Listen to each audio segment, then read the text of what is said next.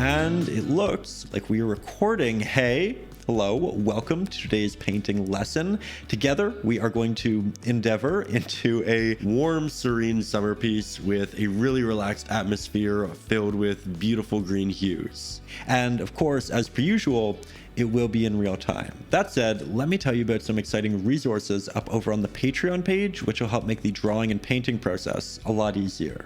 As a patron, you will get access to the traceables for these lessons, which will make it so you don't have to worry about getting your proportions or perspective right by yourself. Additionally, you can find my ebooks covering composition, color palettes, glazing, brushes, as well as just about everything you need to know about acrylic painting. Also, there are over 100 bonus lessons up over on Patreon that you can't find here on YouTube. And you can also get personalized art critiques from me, so you can get feedback on your work while continuing to improve your techniques. There are a lot of great resources up there. I do recommend checking it out. And with that, now we are going to jump into the lesson. It is a long one, it is a fulfilling one, and I think there are a lot of great little lessons within it. So let's relax, enjoy, and stay creative together.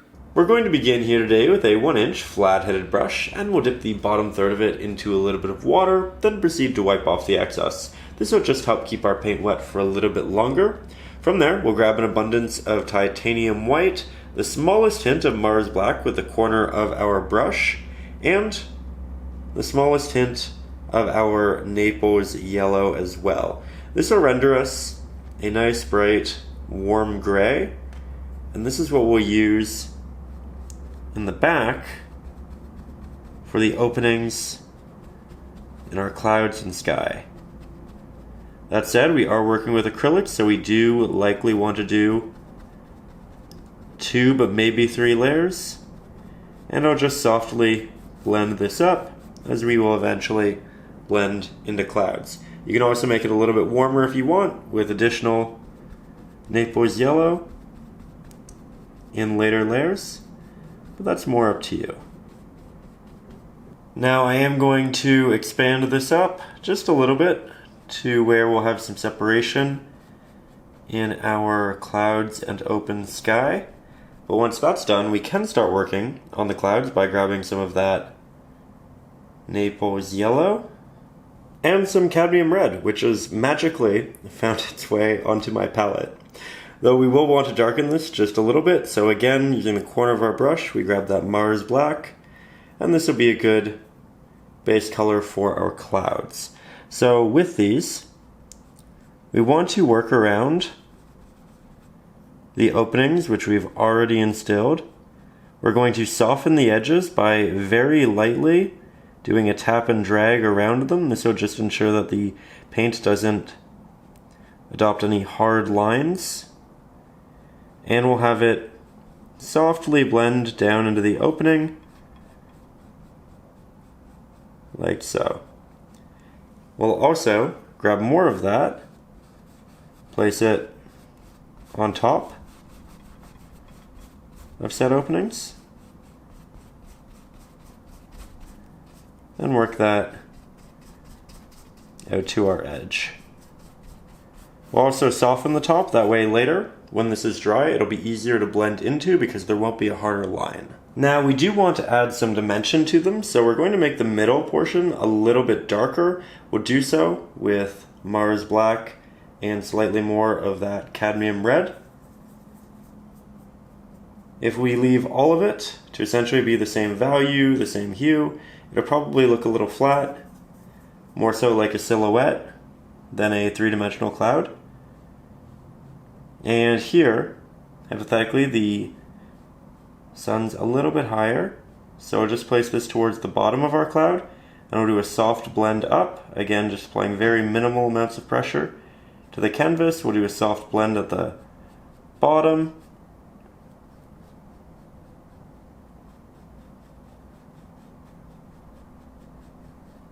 and we'll blend that into the base. If it starts to dry, as mine is, we can always go back to the initial mixture that we used for the sky or the first area of clouds, depending upon what you want to emphasize.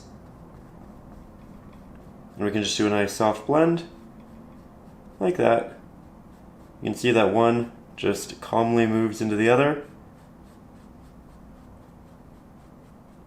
Typically, the more layers we do, the better it'll look.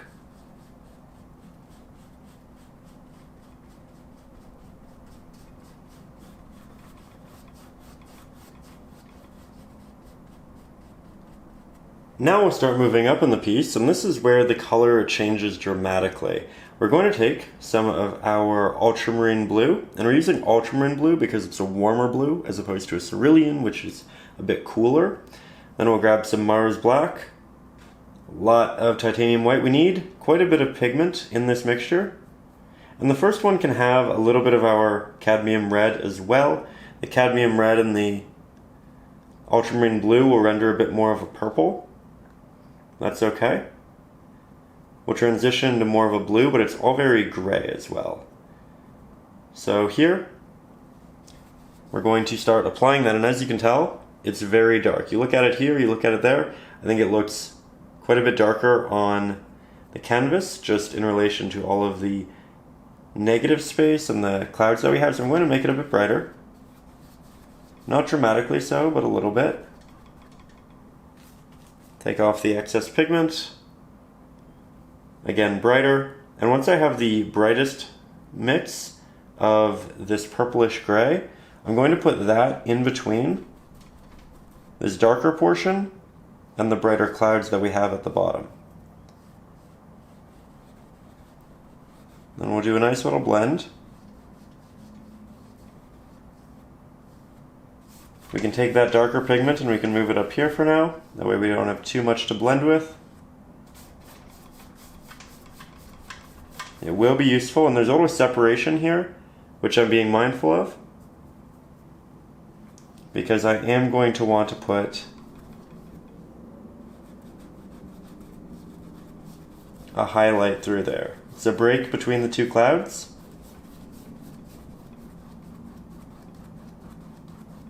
Now at this point, I am aware it looks pretty messy.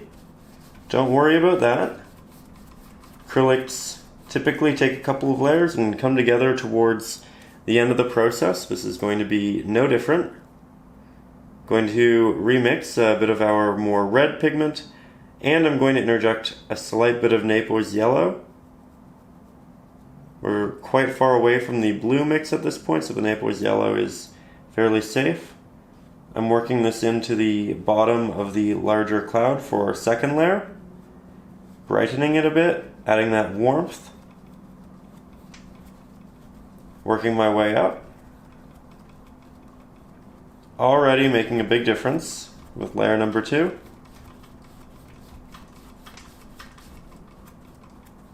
And we have that subtle transition, which I think is quite beautiful. I'm going to use this pigment over the clouds that we have at the bottom. Make sure that our colors are cohesive, but also just build those layers so that it looks a little bit more professional.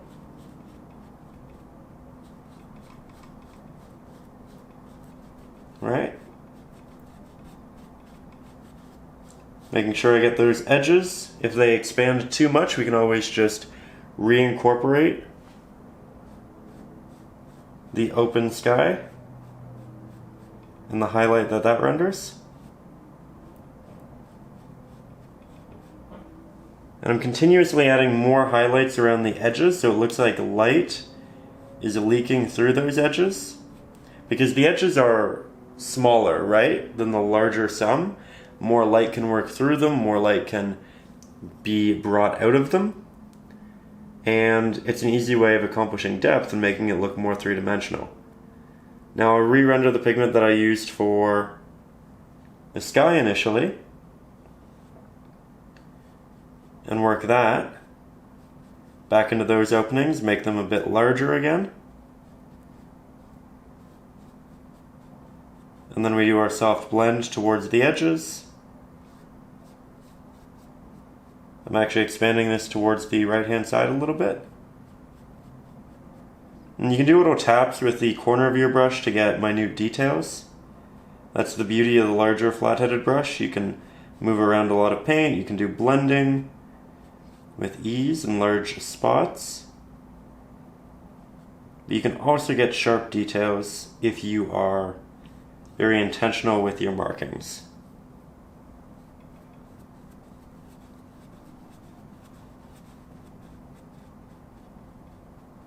There we go.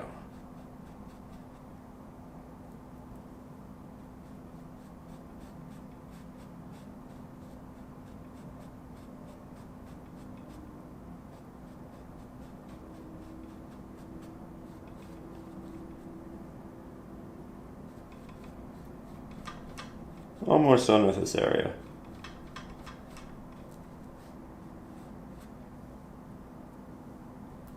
Just working it quite a bit while the pigment's still wet, and it's nice and easy. Doing clouds when into wet is often a lot more achievable than when into dry. And we are going to have some openings in our trees over here. So I will just add in some extra cloud that we'll paint on top of later on. That said, let's head back up here. Now we know we don't want to go too dark. This pigment in general is a little bit dark, and I'll show you. Let's make it slightly more blue, slightly more red. We'll double down on the purple for the top, create a slight vignette effect in general. There we go. Apply that to the top.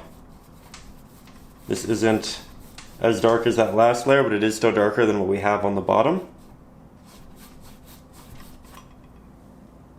Maybe we'll get a little bit more red, a little bit more blue. And I'm going to work my brush in an X-shaped pattern, but I'm going to do so in a way that moves somewhat diagonally upwards. I'm going to leave some of these brush strokes in. That way it looks like we have movement in the clouds. But I'm doing it with a slightly different pigment, not a dramatically different one.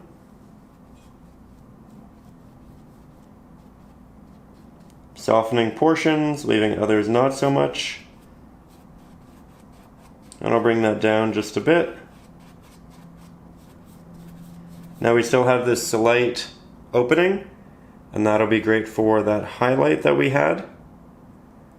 Not the true open sky highlight, but the highlight that's been kind of beside it, around the edges of our clouds. And for this one, we can do a lot of little tapping, create interesting openings, soft blends for the most part throughout.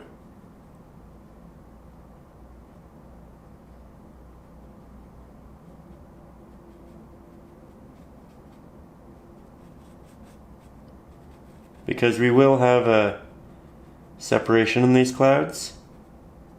This one is different from this one, and this is the bottom / opening in between the two. With that, we are going to switch for the first time to a smaller liner brush. Make sure it's nice and damp. We'll grab our titanium white, make a slightly brighter variant of that which we've been working with. And we'll incorporate greater highlights with nice detail. Now, while we've been softening a lot of it, I am going to try to leave a couple hard edges with this brush, predominantly on the top, which shows hard edges within that cloud. And then it can be softened as it blends down to the top of this one. And we soften it by just using our damp brush, so there's a little bit of water. And here you can see that there's a bit of a blend, and I'm moving my brush in a bit of a circular motion to accomplish that. See? Despite the fact that this is all fully dry at this point, we're getting that blend because of the additional water and not too much pigment on our brush.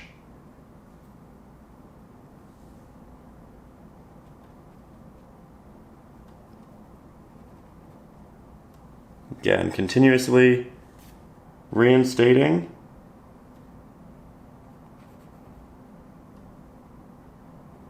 these openings and highlights.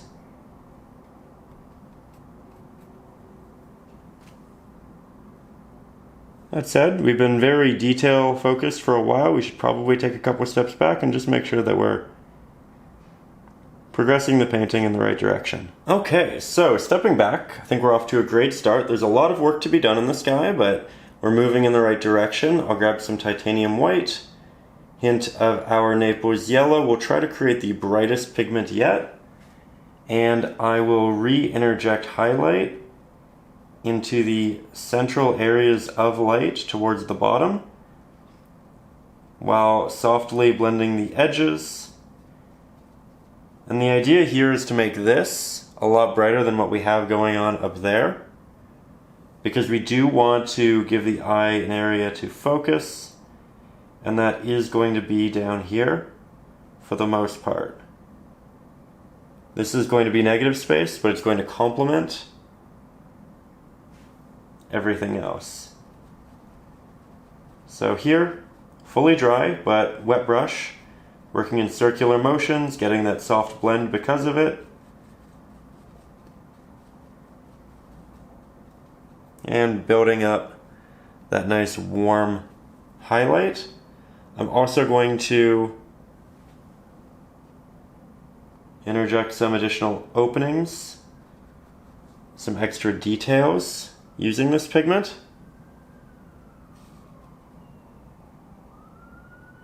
Like so.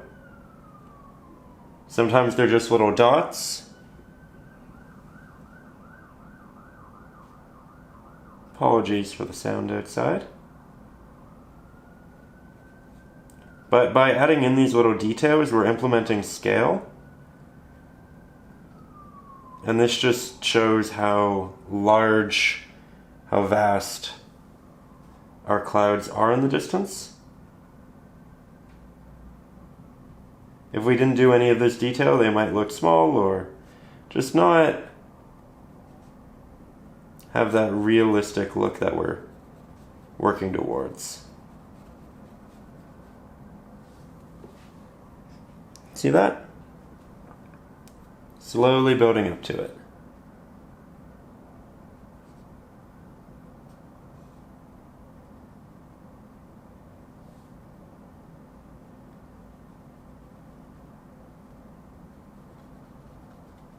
Now up here, I'm going to do a couple of things. The first is remix the pigment that we were working with for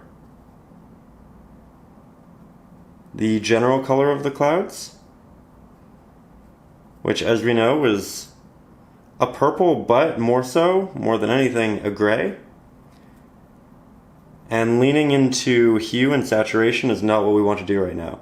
So mostly titanium white and Mars black.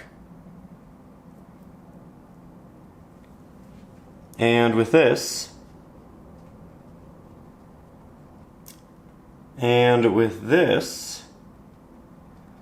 I might want slightly more of our Naples yellow.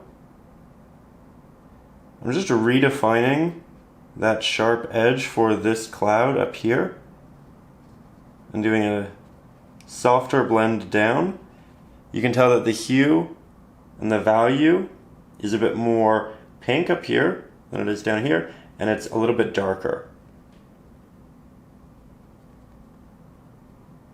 Now I'm creating occasional openings within this cloud. There we go. So that one's kind of showing through. And then we can take this pigment with a lot of water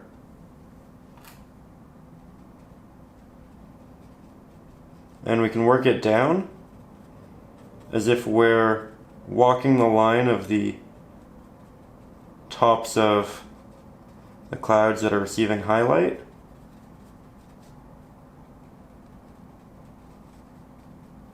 And by that I mean we're creating these essentially bumps like this, and then we'll do a blend down with it, keeping the top relatively sharp and we can combine it into other ones, but eventually it has the look of this layered cloud effect. But we're keeping it all very subtle. We don't want a dramatic look here.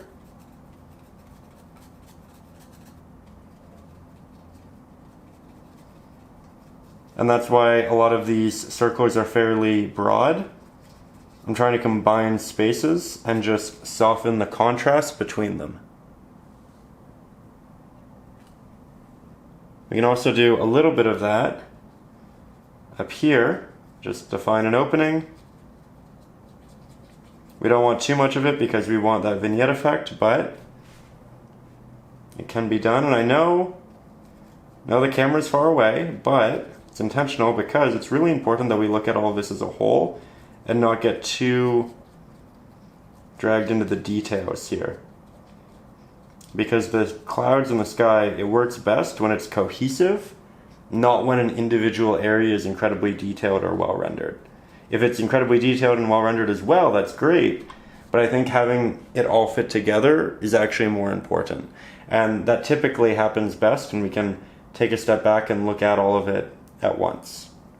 That said, something else I noticed, I want a much brighter yellow ochre, or rather Naples yellow titanium white mix, because I want this area at the bottom of the sky to be even brighter. I just want to open this up a bit.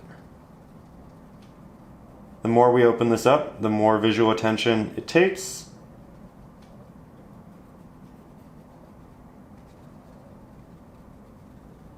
There we go. Much stronger. The balance between them now. We can grab a hint of it, just a hint, and work that same cloud effect back in over pre-existing highlights. Same rule, we blend down from the top. We don't want to do a lot of this though. Might use my finger for a little finger painting, just softening for the most part.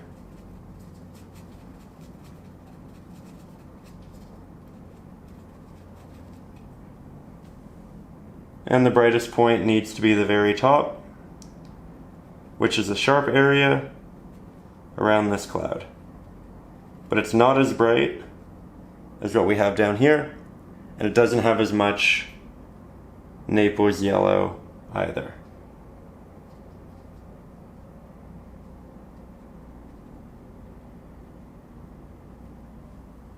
There we go. I like that a lot. As a lot of this dries, it'll appear darker because acrylics do innately dry a little bit darker and a little bit semi-transparent, and we have the darker pigments underneath.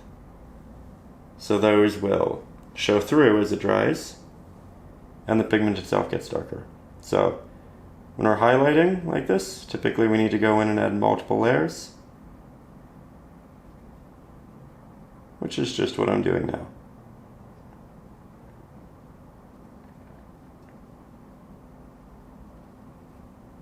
Now we're just going to head down to the bottom here and, without spending too much time, make that nice bright pigment that we used for those openings, and using that liner brush, interject a little bit more of them, thicken up the central portions, but just build in those unique details that'll make this nice and interesting. Like all of that. Some areas will be more open than others, so they'll get more light.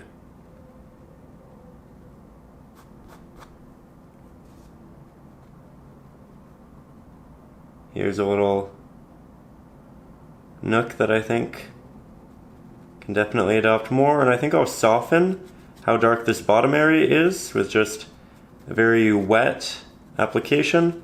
So not a lot of actual pigment here, more so water. It'll act as a wash, and it'll just make that value a little bit less dramatic, as well as the transition into it.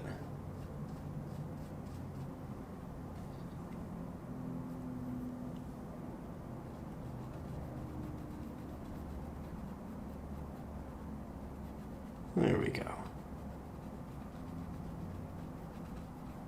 Now, speaking of washes, if you want to make this just a little bit brighter in general or a little bit darker, we can take a bit of titanium white, hint of Naples yellow, mix those two up, grab some water, thin it out to the point where it's like watercolor. We're going to apply it to the bottom, work it up. Slowly dissipates as we get towards the top, which is nice because we get that natural gradient into something darker. And we can do a little bit of it up here too if we want, but not that much. You might also want to interject a hint of red into that mix if this base layer has a lot of ultramarine blue, because the yellow and the blue might turn into more of a green, but if you add the red, it'll stop that from happening. So the interjection of red is much more dependent on your individual piece and how much blue you used in the clouds. You also don't have to do this if you're just already happy with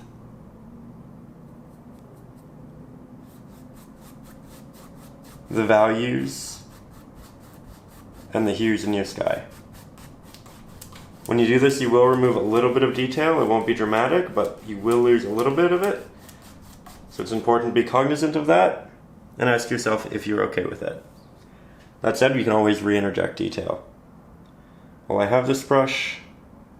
I think I'll go with a much thicker pigment and also just build up the highlight in here. All of this now has a wet application on it, so this entire area should be really easy to blend in.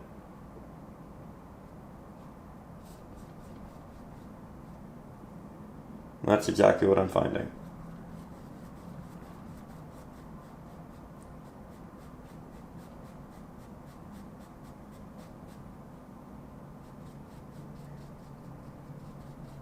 There we go.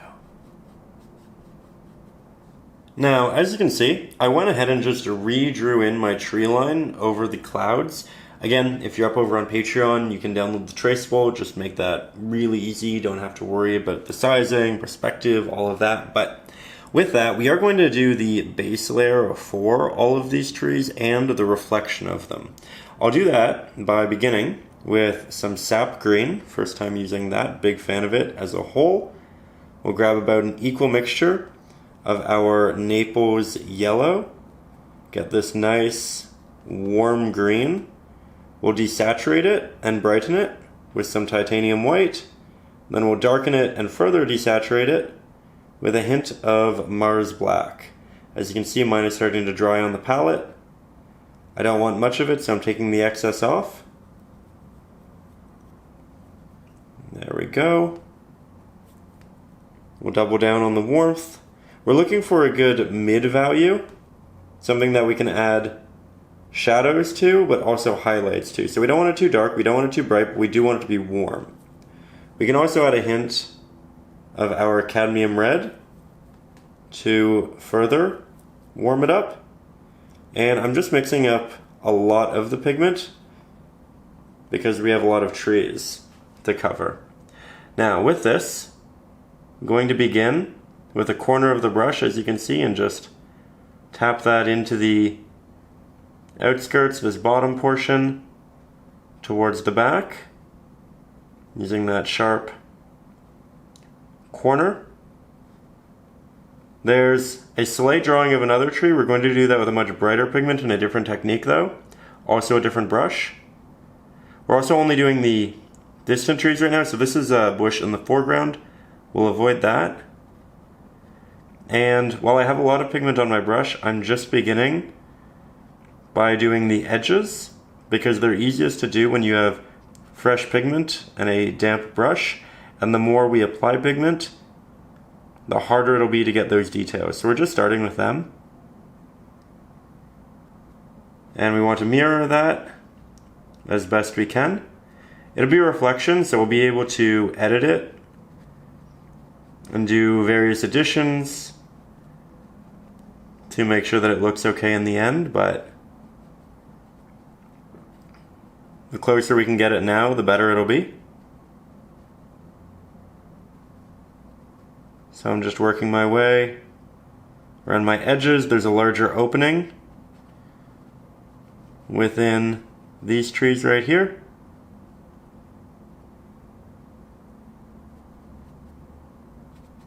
And we'll mirror that on the bottom.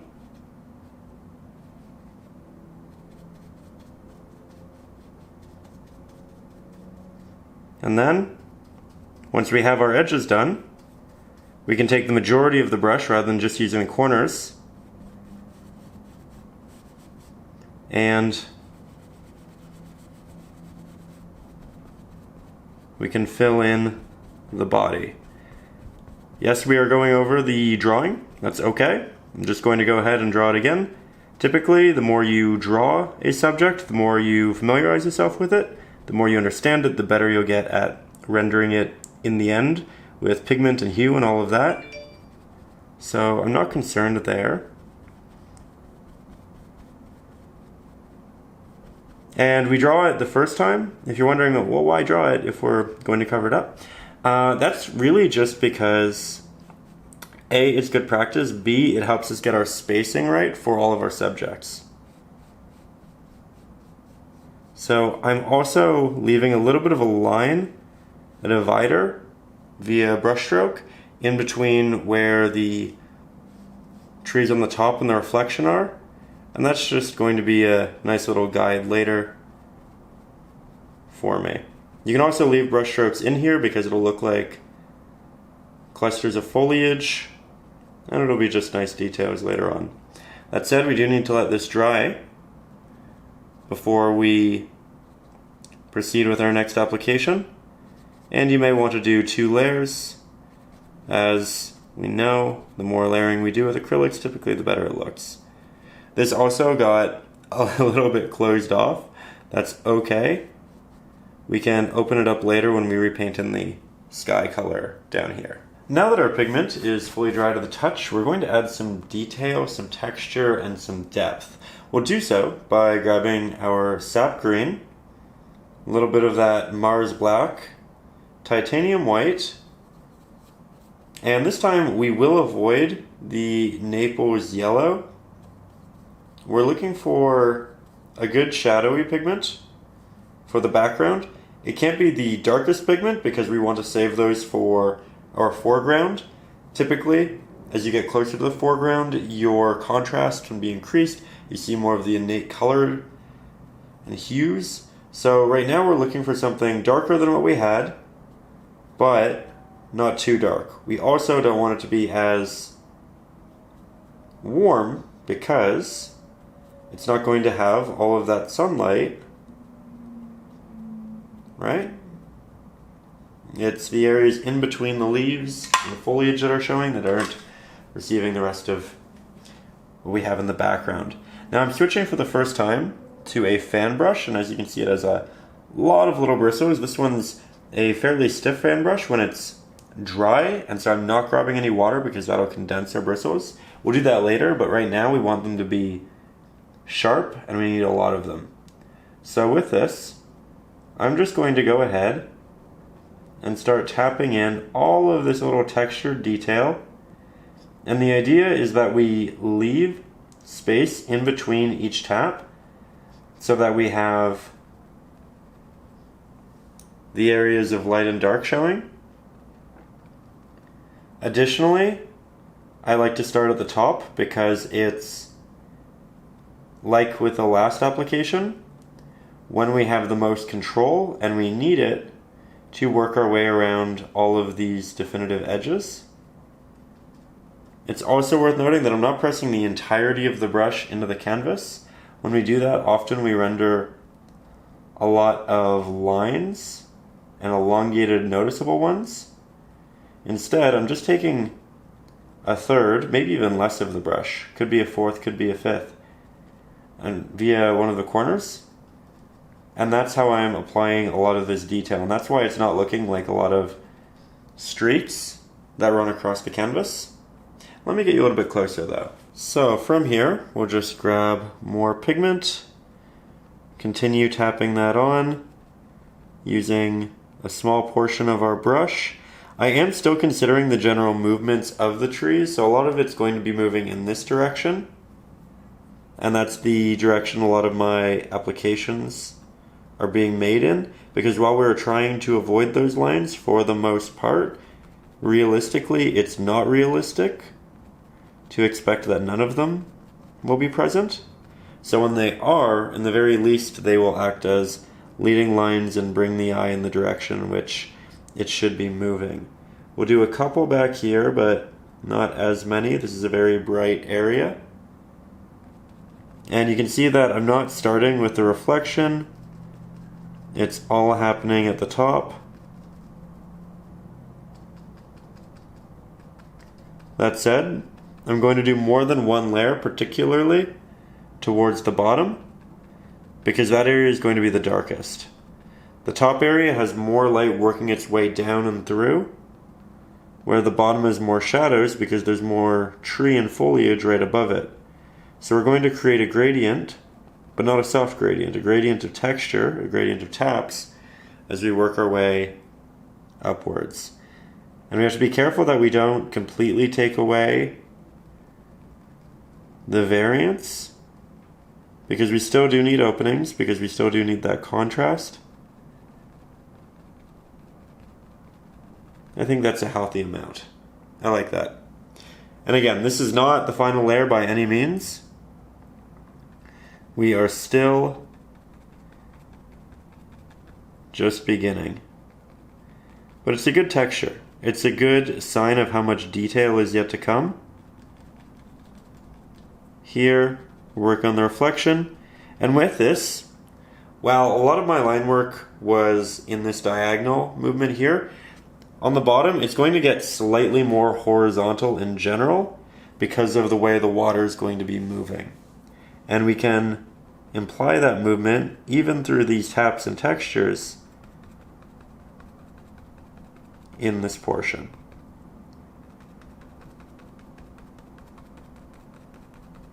It also means I'm using more of the entirety of the brush. You can see that it's a bit more elongated in my taps. I'm not just using a third or a fifth. I'm using 2/3 for a lot of it.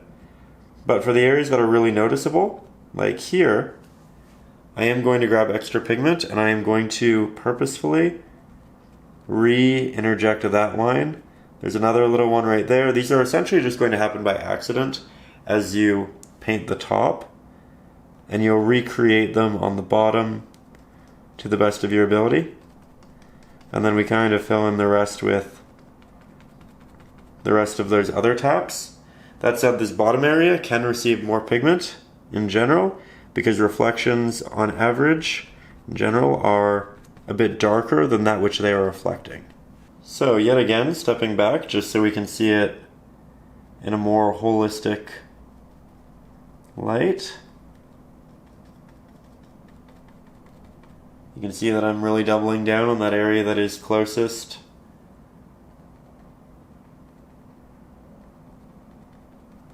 to the bottom.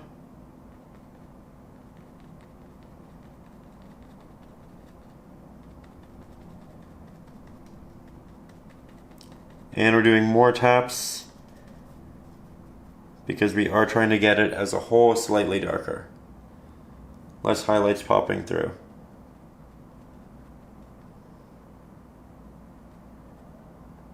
Doubling down on these movements. We can also, not by much, but interject extra Mars Black into the mix.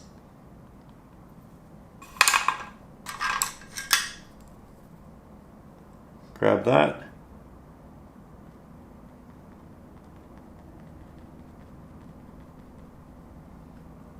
And deliver those darker values into our green hues.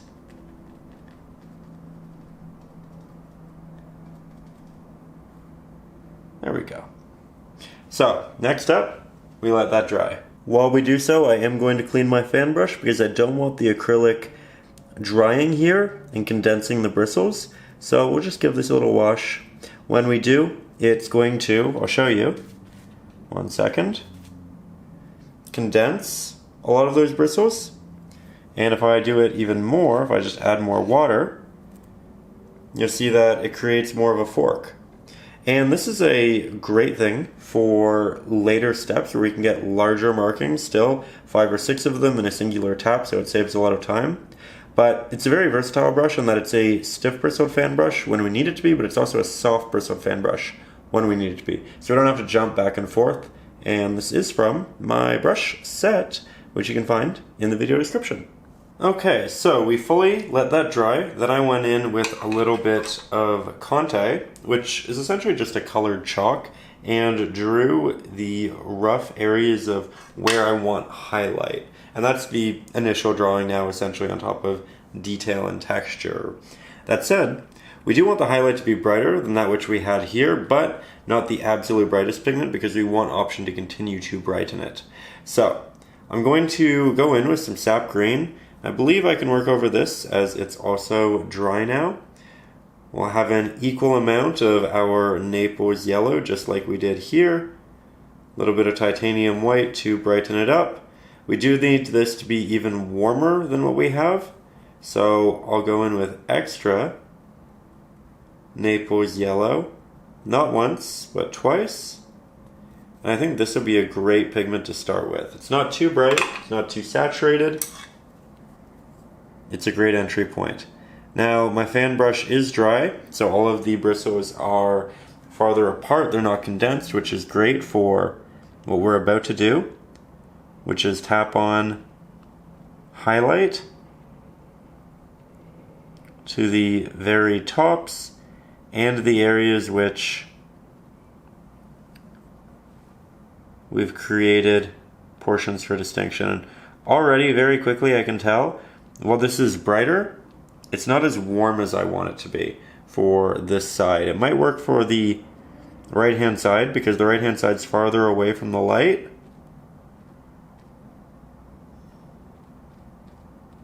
Not a bad start over here. And we can't forget to do the reflections. Continuously going back to grab more pigment. Don't worry about the Conte if it still shows through, by the way, because it is chalk, essentially, and we can just take it off with a little bit of water once all of the paint dries. We don't want to do that while the paint's still wet, because it will essentially just take off the paint. All right, we are working with acrylics. Water does have that large impact on them.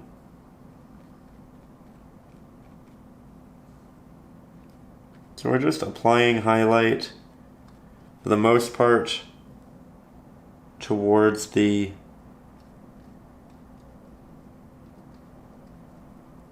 right hand side. Have all of these little protrusions sticking out of the top of the tree that we weren't able to accomplish with the larger flat-headed brush because the markings were just too large, but now they're actually perfect. This is great. That said, it's time to brighten and warm. So extra Naples yellow, extra titanium white. We're moving farther away from the sap grain. Might interject a hint of our cadmium yellow for the first time. There we are. Again, still a pigment that could be made brighter and could be made more saturated.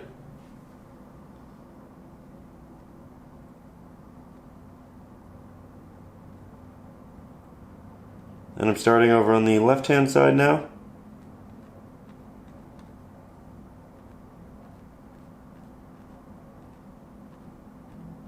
Because that's where the real highlights are going to be.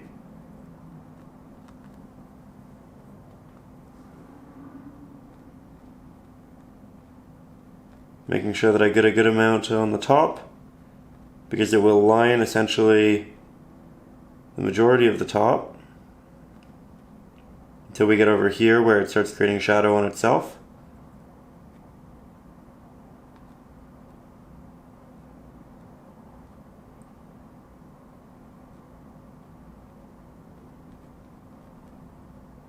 And then we'll start moving it over to the right hand side, but we'll do so with caution. We don't want too much of it over here. I am still being mindful of my reflections. Trying to keep them darker, so doing less in general.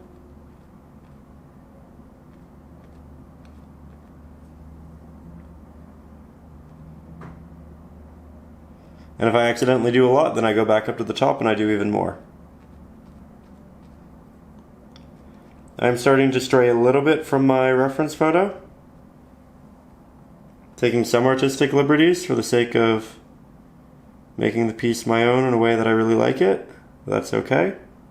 We are a fan of artistic liberties here. I feel like reference photos are very fantastic for ensuring that we make things realistic. We interject ideas that we wouldn't innately have for subjects. We don't make them kind of cartoonized via our own expectations of what a subject would look like. Rather, we really figure it out. However, I don't like the idea of reference photos ever handcuffing us to a certain look, aesthetic, structure, or color. I think being able to maneuver within that often makes for the best pieces. Yet again, we brighten and we warm.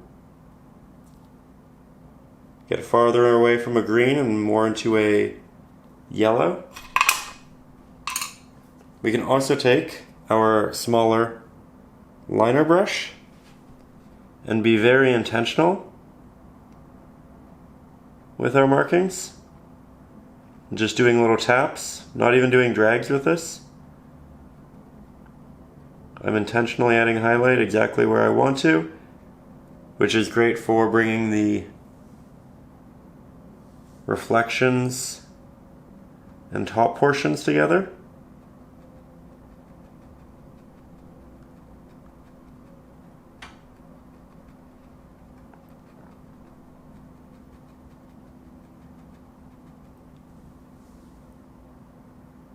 It's also worth noting that it's a lot brighter here on the palette than it is on the canvas, and that's because we're working on top of a darker pigment.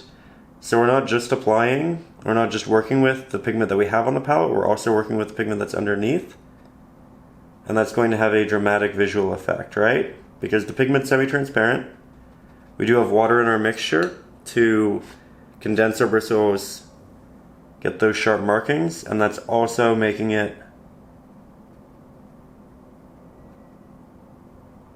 so that it thins our pigment, and that thinning makes it adopt the darker values underneath to a greater degree. So that's why it looks a little bit darker. That's okay, we can just continue to layer. Every time we layer, we build on top of a lighter layer than we did before.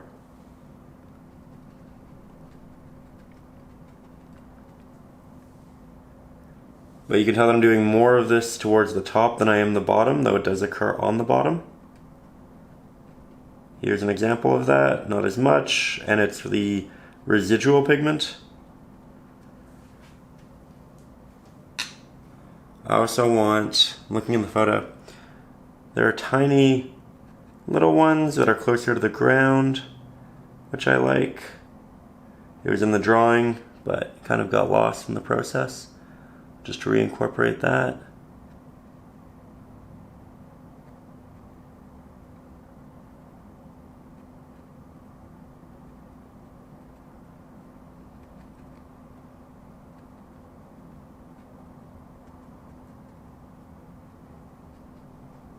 There we go.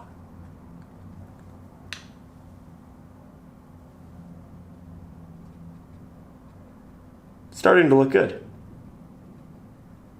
It's all about having that patience, that faith, recognizing that eventually we will get there. We just need to put some time and love into it, right? That's exactly what we're doing.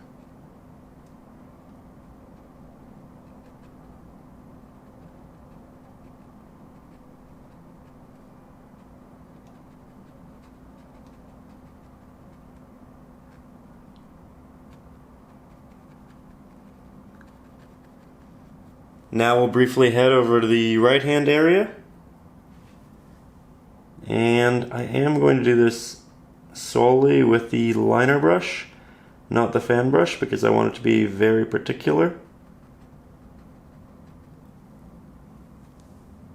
And provided we keep our brush damp, we don't apply a lot of pressure, then we get small enough markings. Though it is important that we don't apply much pressure, because the more pressure you add, while it gets more pigment on the canvas, which might be enticing when it's so thin, you expand the bristles and you make your markings much larger. We don't want to do that right now.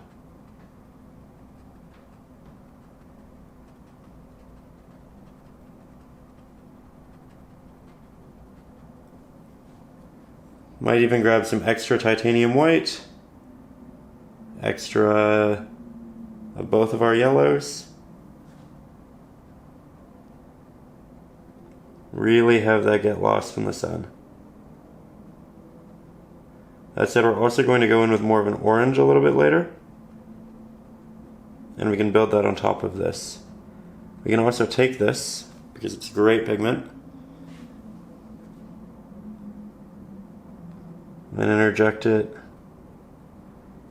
in the most prominent areas, the areas that are going to be receiving the most light, over here. Likely just at the top though, it's very bright and wouldn't necessarily make as much sense in the reflection. That said, if you do really want it there, you will have opportunity later on to interject it, so don't worry. You won't be missing an opportunity should you choose to wait. Now we'll take a little step back, grab some Mars Black, titanium white, a little bit of our sap green, just like that. Make a darker gray, not quite a black. We don't want it to be any darker than the pigments we used for the shadow portions, but we also don't want it to be much brighter than that. And the hue in it is again just the sap green. This is what we're going to use for our branches. And I know you're thinking, green for branches, why is that? Aren't they brown? Often they're a lot more gray and they have a lot of nuance in them. When you really sit down and examine branches, which I know might sound funny, but as an artist we do these things, right? We really take time to learn our subjects, to spend time with them. Makes our ability to render them much stronger. And with that, the green's just going to look nice and cohesive.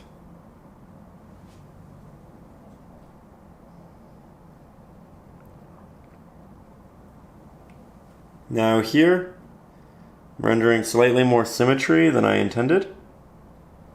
That's okay. If we don't end up loving every portion of our tree, we can always go back in with foliage and cover it up. But here I'm starting by interjecting these branches in the opening, but we're also going to find little brighter spots and openings in the general surrounding areas to work in a couple of these, and then they're going to get lost between other foliage.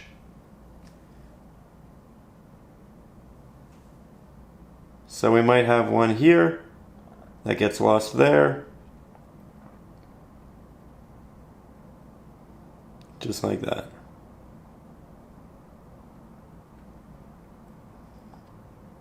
And if it isn't hyper distinct, wildly noticeable, that's A-okay. They do not have to be. going in with the smallest amount of pressure possible.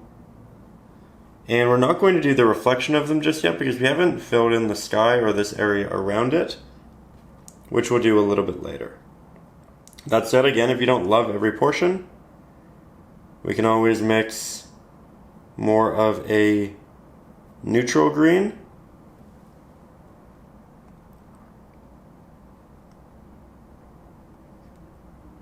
and cover the areas we don't love.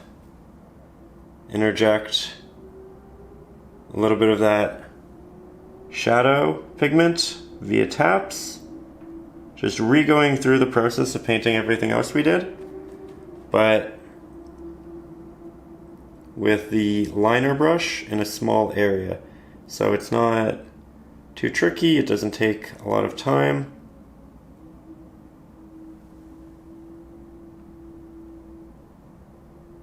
See?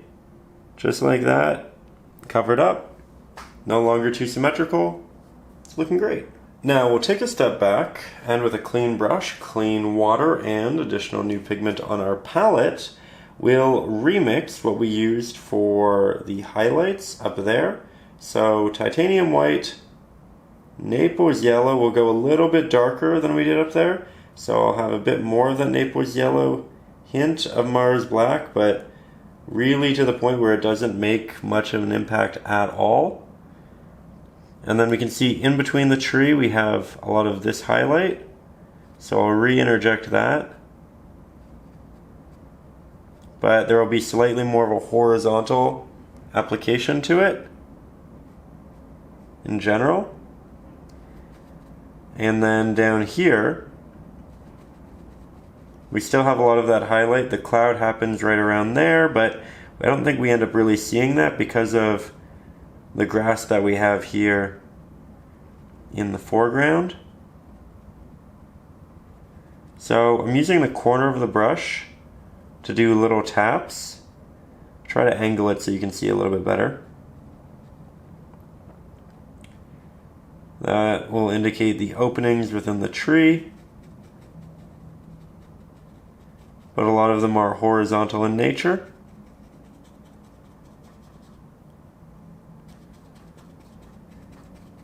And we'll bring that down. You can really tell the difference between this application and this application because this is only layer 1, and layer 1 just typically doesn't look as good as the rest of the layers. And that's okay. But it is an important thing to recognize and accept.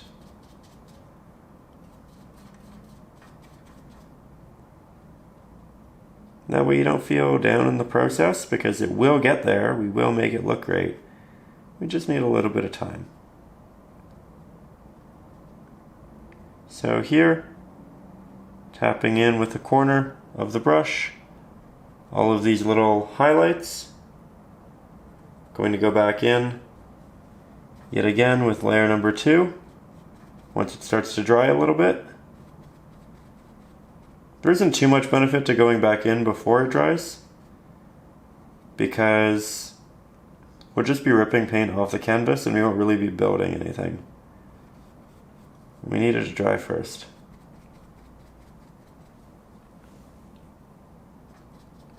Okay, now we'll build a little bit of the cloud pigment, which we still have over here on our palette. I always like to keep some of our old pigments visible. That way when we go to remix it, we have a little bit of a cheat code. We know what we're doing. And we ended up with a lot of Naples yellow in that mix. It's quite desaturated. Can also be a little bit darker, so I'm not as hesitant to add the Mars black into this mixture as I may have been initially. We can do a little test. As we can see, it's the right color, it's the right hue, but it is a little bit too dark. It can be darker, just not too dark. And that's perfect. So now, looking at it,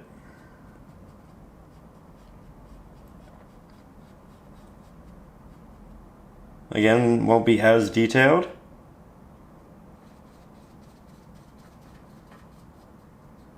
And because the Naples yellow is still wet, we're doing a wet into wet blend, nice and easy. I'll soften the edges of a lot of them by just going over it softly, same as with the actual clouds. And then we can interject a little bit. I think I can see some of it towards the bottom, so I'll just put a little bit of that there. Now we'll make it even darker, but not by much. You can see I put the Mars black to the side so that I could just grab it in small amounts. And this is because it's the reflection, and reflections are a little bit darker. So I'm just building on what we have.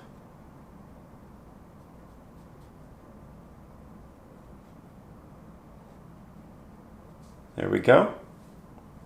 So far so good. Switching back to the liner brush, grabbing some sap green, Mars black, titanium white, a little bit more titanium white, rendering the same pigment that we used for our trees.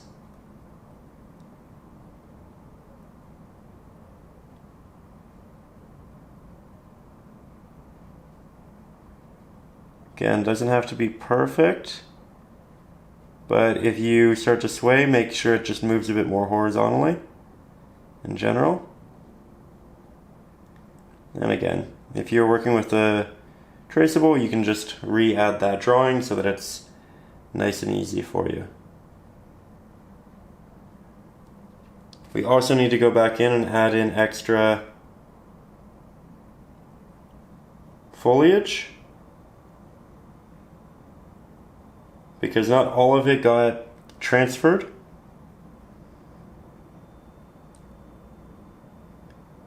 And this is just going back with whatever we don't have. It's not like I'm trying to mix a specific pigment, it's really just making up for whatever is in the top that isn't in the bottom.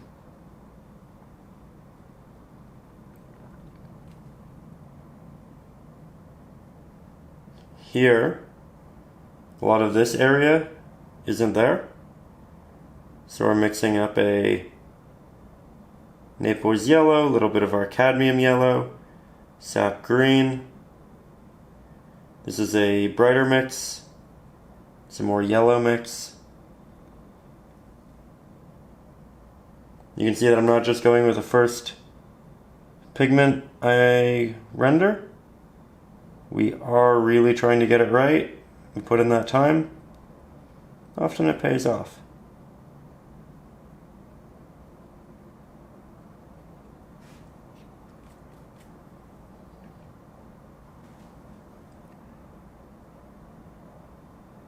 Remember, it needs to be a little bit darker than previous applications.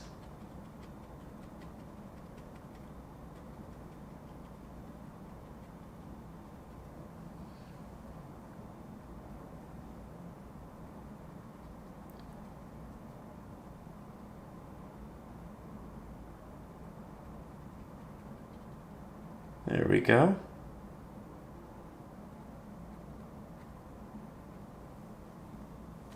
Let's make it brighter. Cad yellow, Naples yellow, titanium white, hint of sap green.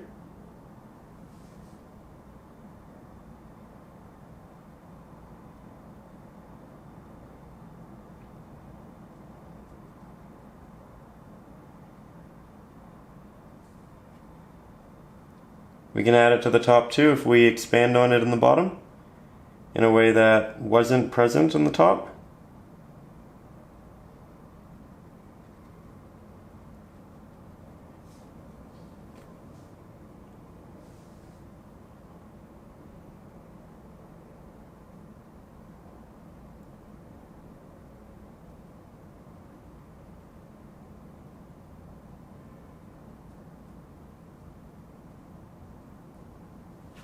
Now, once everything's fully dry to the touch, we are going back to the liner brush, our titanium white, and a little bit of our Naples yellow.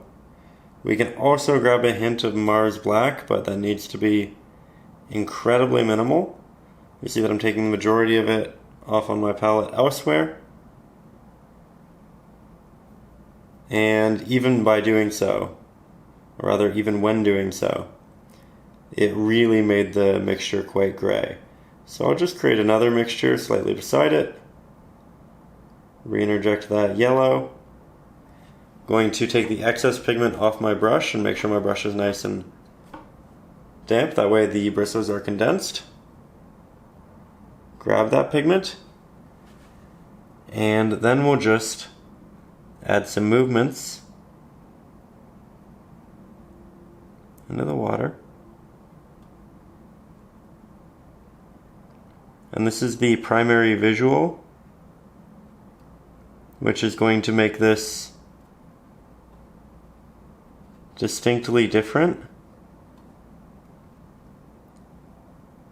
from the top of the canvas. I'm using it to separate portions of our reflection,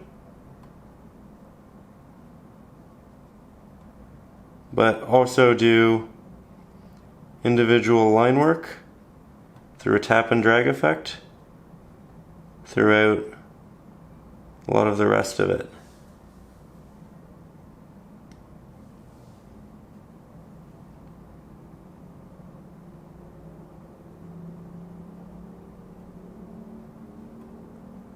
You'll see that the hue, the value, it's very much akin to what we had in the sky, so it'll feel cohesive.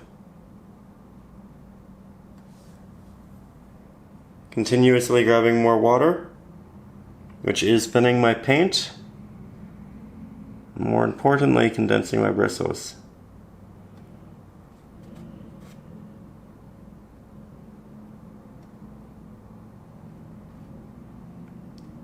Line work should get smaller as you move farther back.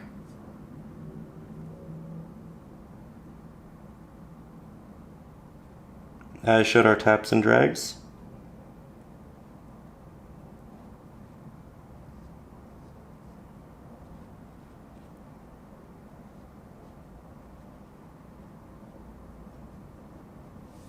I just realized how close the camera was there. Apologies about that.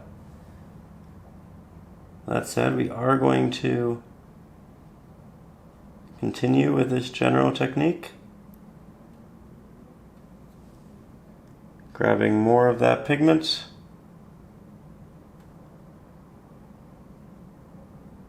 Creating those tiny markings, which are larger towards the right hand side and smaller towards the left. And it's almost always just a tap and a drag.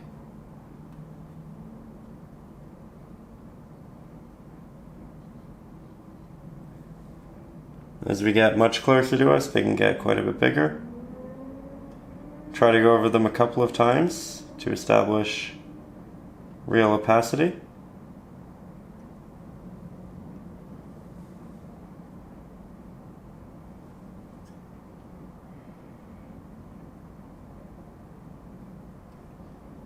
Sometimes I build clusters, sometimes they're a bit more out in the open, and the variance is intentional.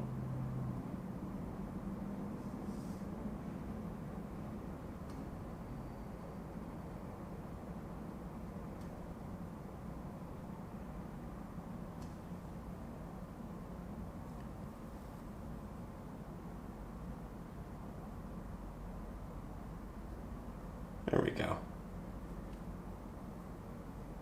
That one might be a little bit too bright. And in that case, we just remix whichever color matches the pigment underneath. And we can just kind of cover it up, fill that in, and continue to work as we should.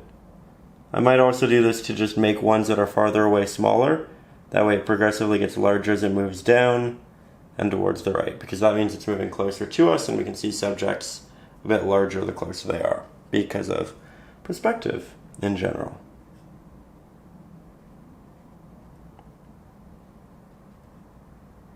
There we go. Okay, so at this point it's fully dry, and I really like the detail, I like the texture, I like the depth.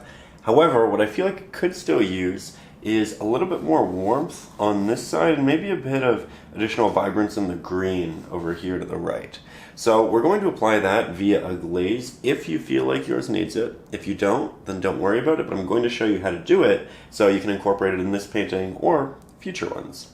Now here I have my smaller flat-headed brush. Much like the large one, can pick up a good amount of paint but can also deliver real detail. I'm going to make sure it's nice and damp, and from there I'm going to render a warmer pigment. Everything on my palette is dry, so I'm not going to worry about where I place it, but we'll go with a little bit of our yellow, our red, our cadmium yellow, not our Naples yellow because we do want something saturated. We'll grab a hint of titanium white to desaturate it. This will also thicken it, so it contradicts a little bit with a glazing process, but we can thin it out dramatically with water. And here, I'm just going back until I find the orange I really want, recognizing that it won't actually be this hue. It'll be a combination of this and the green, right? That will desaturate a little bit more, like that a lot.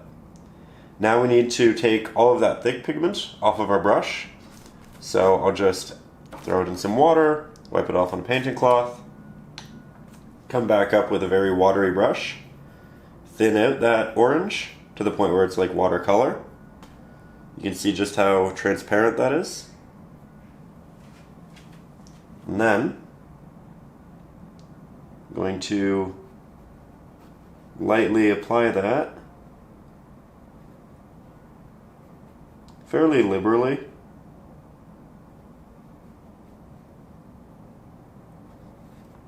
Over our trees in the distance, predominantly the sides that have highlight, the tops.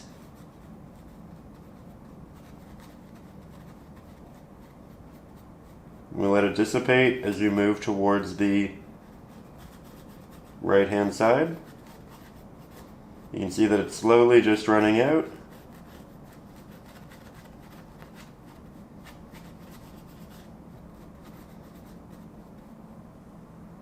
Just like so. But already I think a big difference, and one that I really like. We can get the tops of our trees, and then have that again dissipate as we come down. Double down on some of the protruding highlights.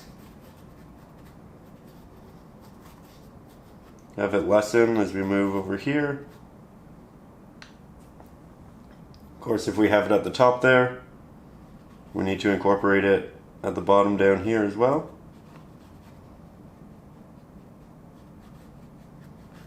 Not too much, but enough.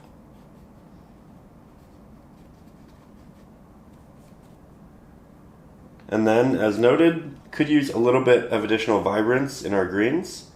So I'll grab some of our sap green. Move that to a clean spot on our palette. Maybe a hint of titanium white, a hint of our cad yellow. Make sure that it's very watery. We don't have a lot of pigment on our brush.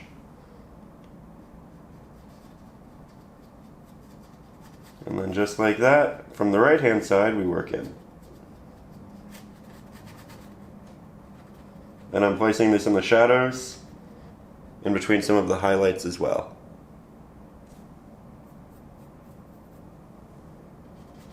I think this made a really big difference in a positive direction. It's a small technique, doesn't take a lot of time, though if you are new to glazing, I do recommend trying it on a canvas you've never, or you don't particularly care for. just because it is one of those things where it's a bit of its own technique, and sometimes it can be just take a little while to pick up. But really love how that all came together. And now I think we'll get a little bit closer and start working on our road. Now for this area, because it's a little bit larger, we're going to switch back to the larger flat-headed brush, which I will make sure is nice and damp. That will condense our bristles, make it nice and clean. And for the first time, we have some burnt sienna on our palette, which I will be using as the base of this mixture.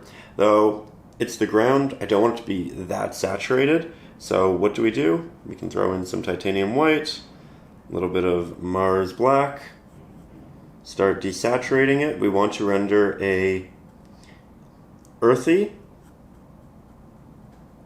desaturated, darker hue. And I think this will be great for our base. So for it, my alarm's going off. Got up a little bit early today to start painting. Just one of those days where you wake up excited to make something. So we beat the alarm.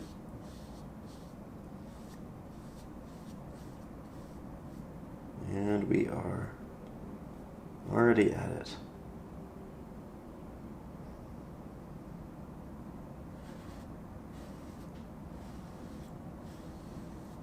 Trying to get the edges first.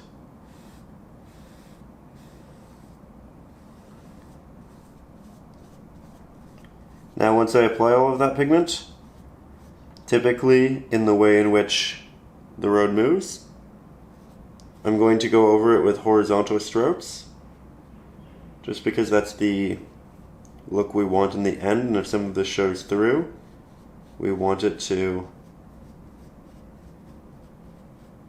show up like that. I'm also trying to make the edge a little bit more disheveled for when it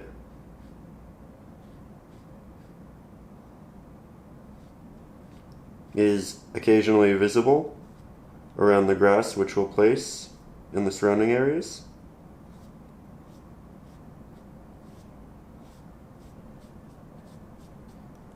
There we go.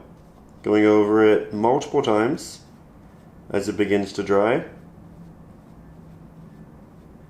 building up those layers.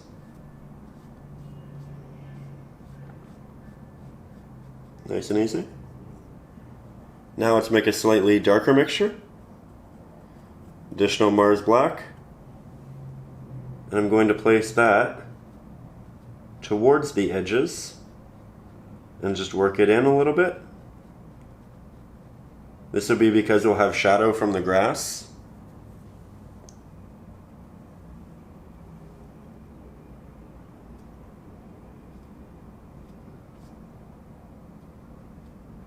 And then we just do a little blend in.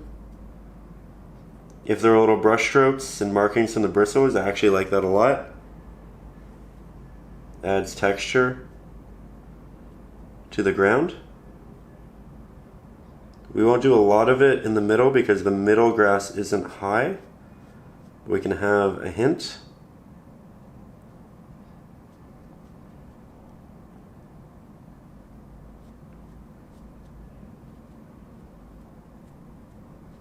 My pigment's getting a little chalky because it's starting to dry on my brush and I don't have water on my brush anymore. It's been used up. But I like that here. Again, any opportunity to build that extra texture, I'm happily taking. Now we'll put that brush down temporarily. Switch over to our liner brush yet again. We go for a much brighter variant. Add some titanium white. Maybe interject some saturation back in.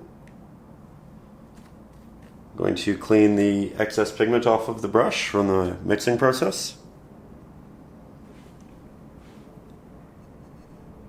And then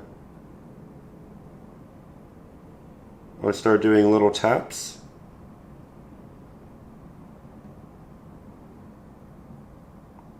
Similar to that of how we did with the trees, actually. A lot of texture, despite the subject, is typically applied fairly similarly.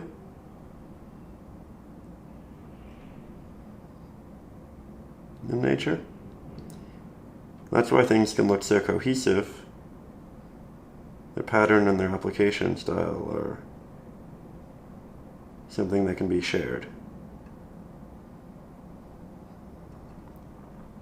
So here we are, yet again moving inwards, doing all of these minute little taps. And this can be a number of things. This can be the dirt itself being raised, catching light, and the darker areas are the portions that aren't raised that are receiving shadow from the raised portions. Or they could be little clumps of dirt. Additionally, could be tiny rocks and stones. Realistically, it's an amalgamation of all of them. But that's what you can think about when you are painting them and what we are attempting to achieve, right? Need to get smaller and smaller as we move into the distance. We'll start fresh over on the right hand side, and this is a little bit closer to us, so I'm going to make these markings slightly larger.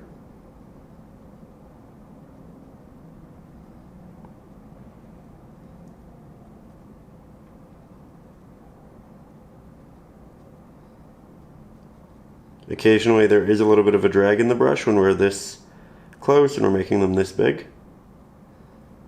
But over here, because they're a little bit farther away, it's predominantly a tap.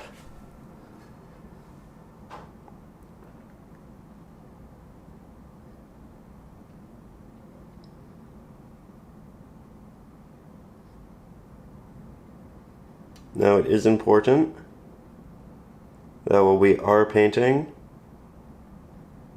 all of this detail, that we are occasionally taking those steps back to make sure that both sides are cohesive, they look good together. We're not making our markings too close, or we're not making them too far away. There's a healthy balance in between we are aiming to find and achieve. Starting to move farther into the distance, the pigment on my brush is dissipating. I'm applying less and less pressure. We're attempting to render even smaller markings. We aren't always successful, but we are attempting it.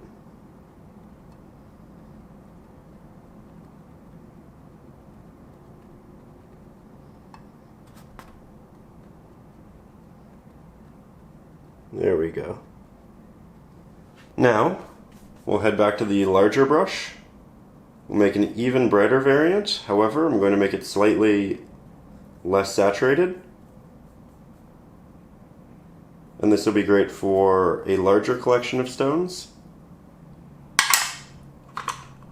Switch on over to our fan brush. And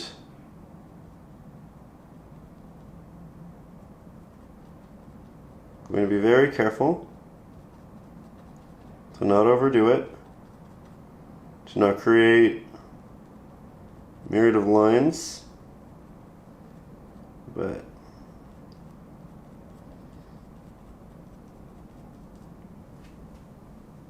we can tap in that additional texture and detail.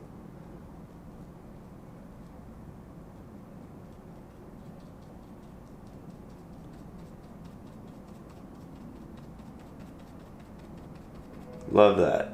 Incredibly subtle.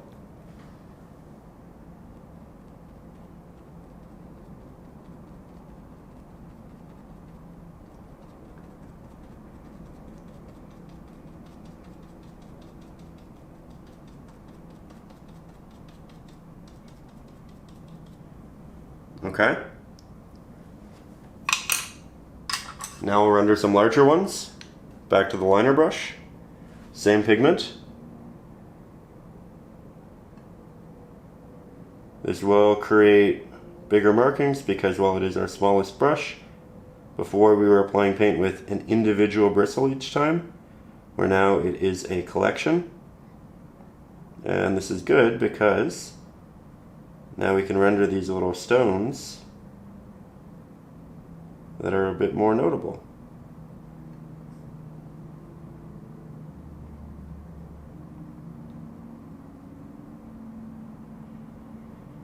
Goes to show you that you can paint a subject in so many different ways, and often the best way is a collection of other ways. Right? It's not just one technique. It's the amalgamation of them. Now, much like the trees in the back that are receiving more light, the back of this will as well. So, I'm going to grab a little bit of my burnt sienna, our cadmium yellow, a little bit of Naples yellow. You can see we're building this nice, bright, warm hue, some titanium white, hint of Mars black because it can't be too saturated. But I do want the primary base of this to be the burnt sienna and the Naples yellow. We'll just take the excess off of our brush. Head into the back, tap in some extra details, let them get more detailed as we move a little bit closer, and then just splash this new pigment throughout. We can go back to it a couple times, build it up as need be.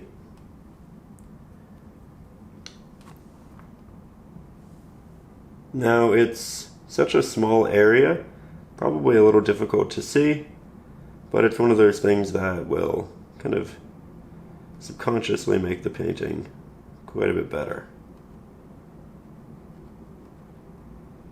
So same thing on the left-hand side.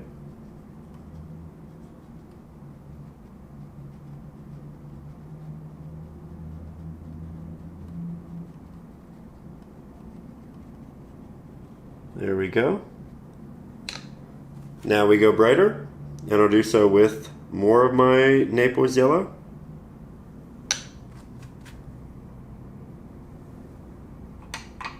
Again, starting in the very back, doing little taps.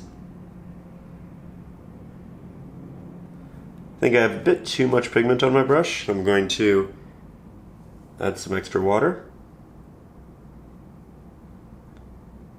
Remember, in the distance we can't really see that much detail, so the applications can be a bit bigger, a bit closer together. And then of course as we get into the foreground, we space them out a bit more. We're a bit more intentional. And of course we let it dissipate because it needs to get darker as it moves away from the light in the distance.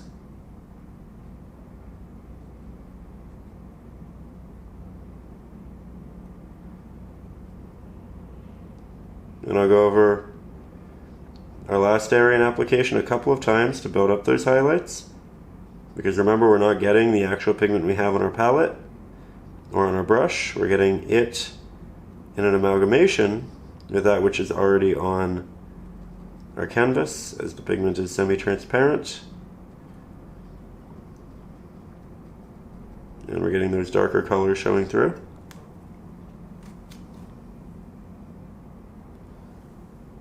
Oh, we have a notification. Not sure if you could hear that. I always question if I should turn those off when I'm recording the lessons, but you never know if there's going to be an important call or text.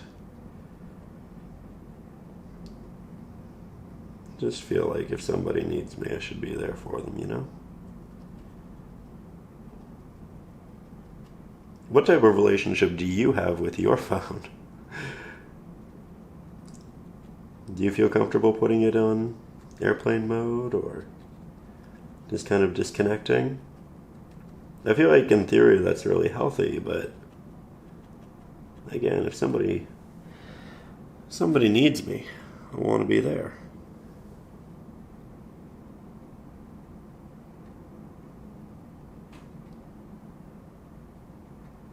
Here you can see I'm just going back over it again and again, building up those highlights.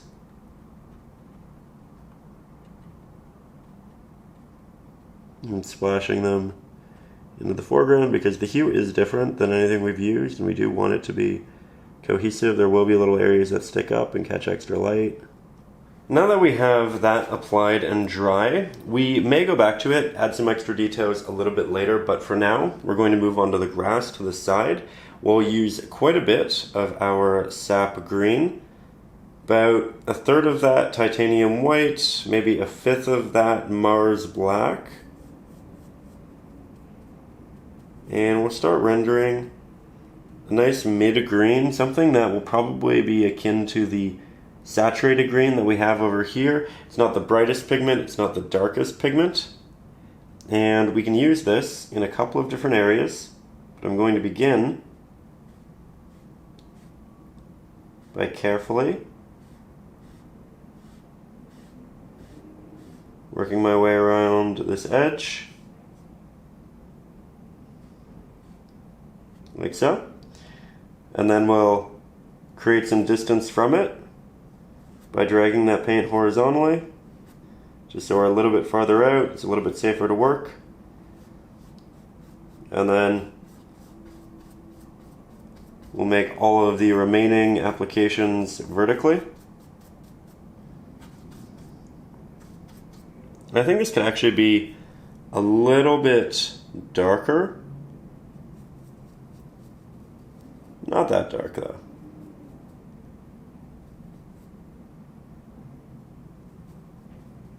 Getting there, that might be it. It's pretty. It's desaturated a hint more.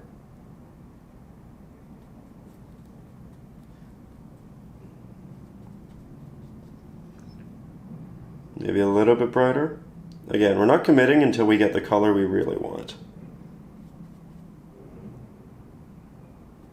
And we have a lot of surface area to cover, so the fact that we're continuously mixing more pigment isn't really a bad thing. That's it. That's the color I want. Not too saturated, not too bright, not too dark. This will blend with everything we just put on the canvas, but we didn't put much, so it's not any real concern.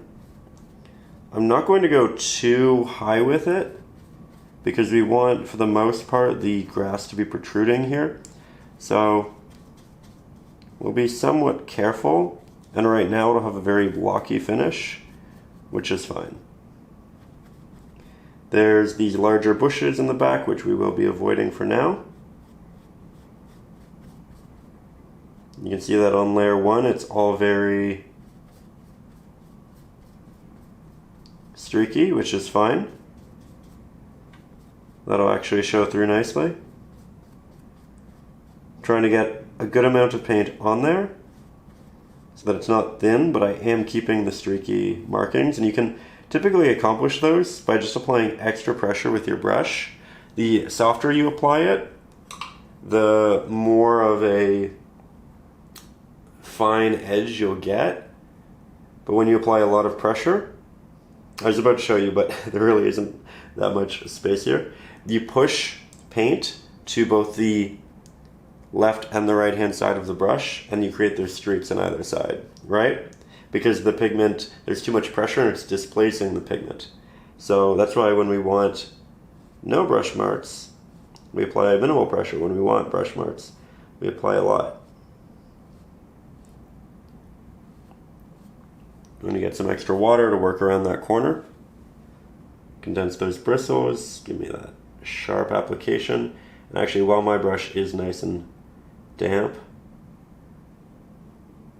we can switch to the smaller flat-headed brush. However, I am confident I can accomplish it with this one. Now the middle section here in the reference photo was a little more used as a piece of land. It was walked on a bit more. I think I'm going to make this grass a bit higher than it was in the reference photo, just so that it can all feel very fresh and lively. And again, we need our layers.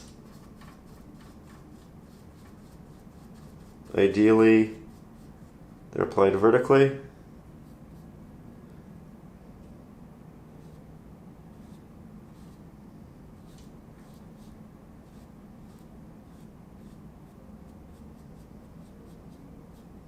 There we go. And you can see that pattern that we're creating. You can even kind of scrub off paint in the back to create that look. I'm quite happy with this. Now we'll get a little bit closer and start working on the shadow portions that can be seen in between the blades of grass, similar to what we did with the trees. We start with the mid value, and then we go to the darker one, and then we go to the series of highlights, rarely ever just one highlight. And I think we might actually do 2 passes of the shadows 2 different ways. But here, I'm going to mix it on top of my previous mixture, that way we can make use of the paint that's still a little bit wet. And we don't want something too dark. We're not looking for a pure Mars black, we still want it to have those nice green hues within it.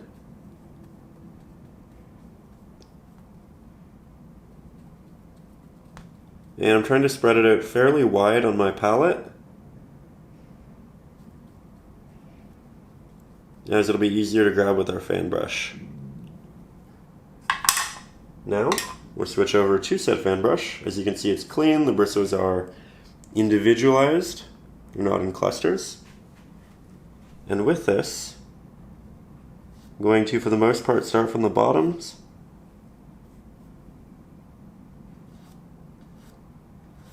and create these markings upwards. Sometimes they can have a little bit of a bend to the left or right. In fact, we're going to do a bit of that here.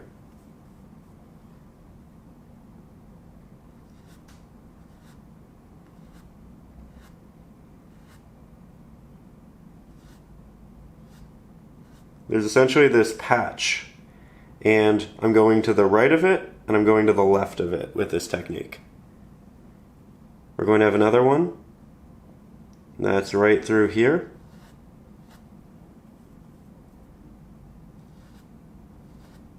And it's going to be especially dark in the middle, but as you can likely tell, I ran out of wet pigment. So we shall mix more. Again, on top of my previous pigment. And while I did mix on top of the last mixture last time, you can see that I left a little bit of it just so that I can use it for reference later when I'm making the highlight.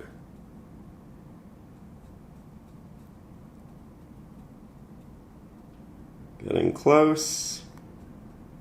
There we go. Giving it a good mix so there aren't portions that are more dark or light than others. Switching back to the fan brush.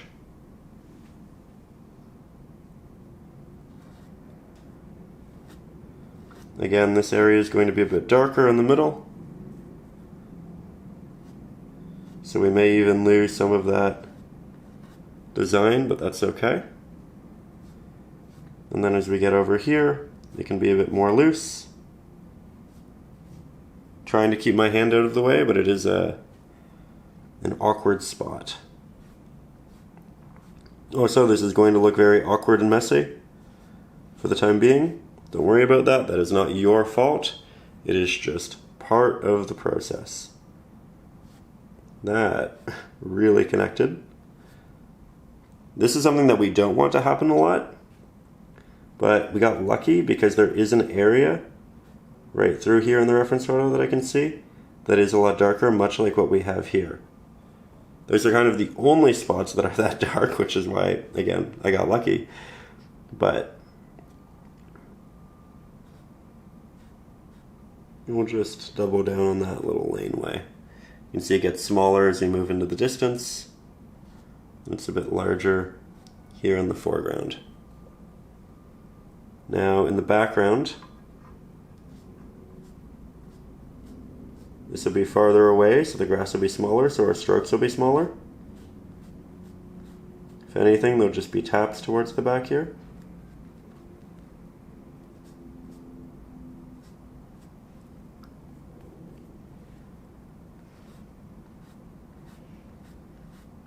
And here they get smaller, they get smaller.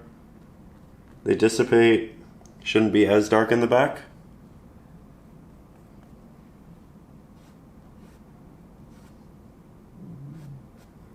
And there is my stomach. May need a little break for a snack in a second.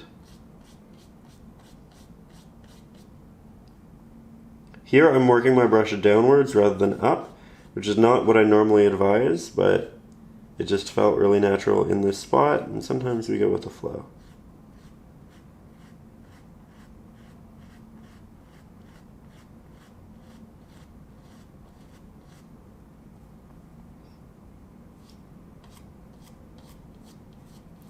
Can be a bit darker here in the true foreground, because that's where we're going to have the most contrast.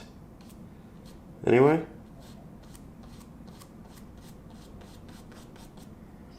But again, it will look messy in this stage. Don't worry about that. It's just part of the process. Right now we're just building that under texture, which we're covering most of.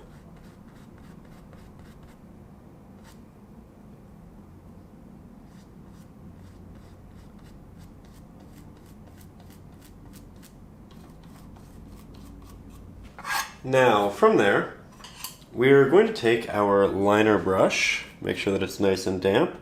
We'll render a darker mixture, and we can have two going on here. One can essentially be the pigment that we just used for that, and then the other can be the brighter pigment that we used underneath. So with these, we're essentially just jumping to various degrees between our sap green, titanium white, and Mars black. So here we have a really dark one, here we have a lighter one. And with these, I'm just going to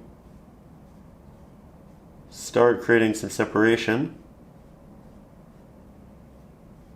between this hard line, the grass, and the water. And as you can tell, we're making very small strokes. We're giving them a bit of a bend, trying to keep them really clean. They will get smaller as you move into the distance.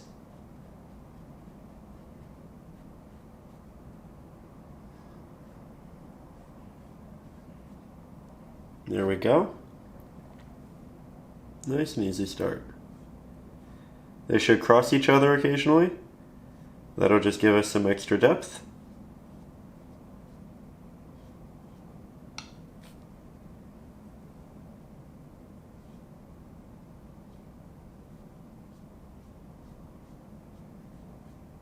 And now we'll go to our brighter pigment and do more of them.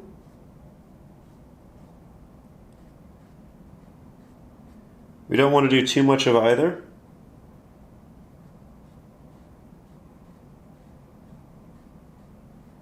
Again, much smaller in that farther portion.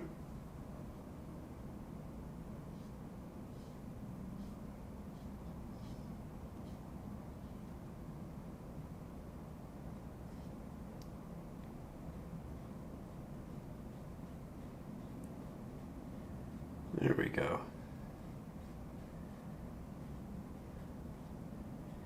We'll do a lot of highlight doing the same area, but having that as a beginning will make our job a lot easier. Now we'll get a little bit closer, switch to our larger flat-headed brush, and we'll mix up a brighter green than that which we've used here. So we'll go with our sap green. We'll grab about a third of that in our cadmium yellow, a little bit of our titanium white, hint of our Mars black. This shouldn't be the brightest green we can render, but still a fairly bright one. Now we'll switch back to the liner for the actual application. It's fairly damp. And we're going to apply paint in a number of ways. One of which, here you can see this little patch of greenery. We're going to have grass falling to the left. We're going to have it going to the right. We're going to want to create lots of sharp little markings. Now on the other side of this opening, we're going to move the other direction.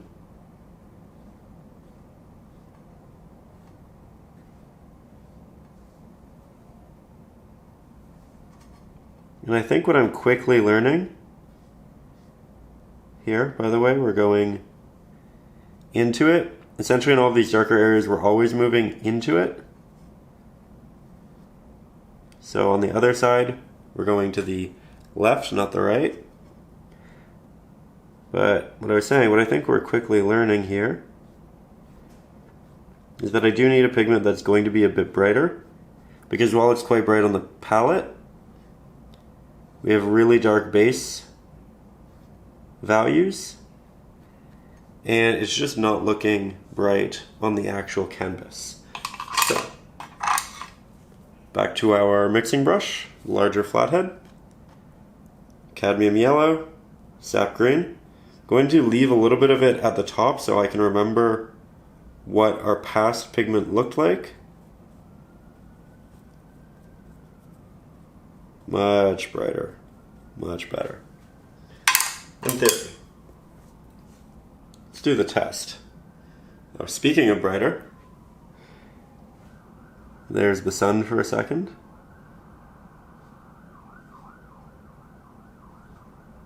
This shows up much better. See that? Going over some of the previous pieces of grass that I do like. We'll grab a bit more. Head on over to the other side. They are crisscrossing. That's a good thing. Makes it look nice and three-dimensional.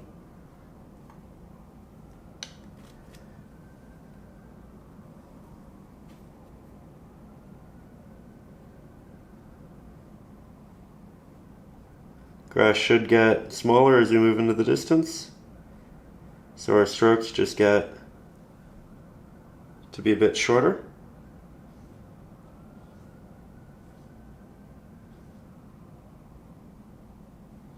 Really like that one, so emphasize it.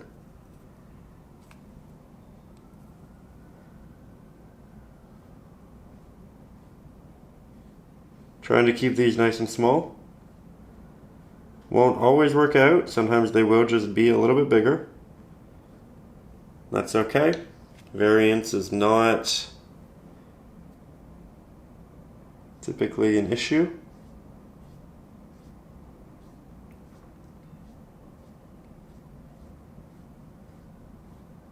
And our grass is starting to look okay in this spot. We are going to do a couple of things to make it look a lot better. But we are starting to build an aesthetic base. This is why I always say, when it looks awkward initially, because it almost always does, that's okay. It's just part of the process. And we need to do that to get here.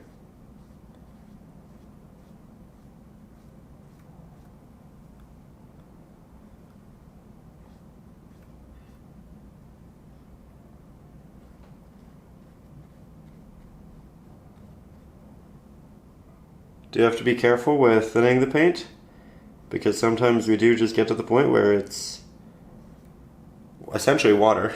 We're not actually making any markings. Going over a lot of my applications numerous times just because they are thin.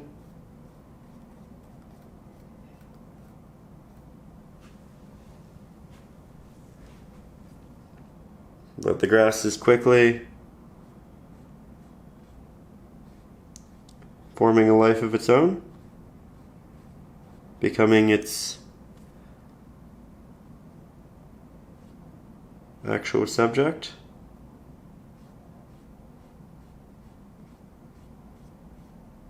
Need to be careful of larger strokes like that. I just pressed a little too hard with my brush into the canvas.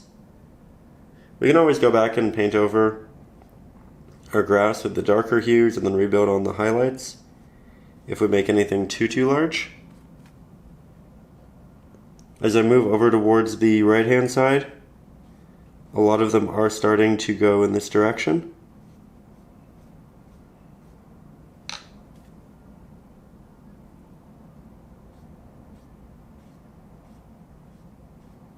Not all, but a lot. That's nice.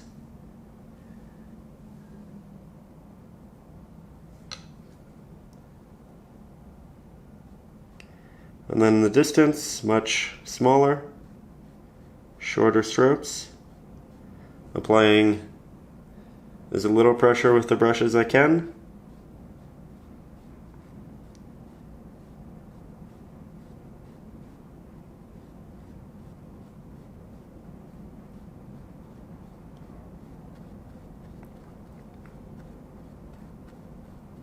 There we go.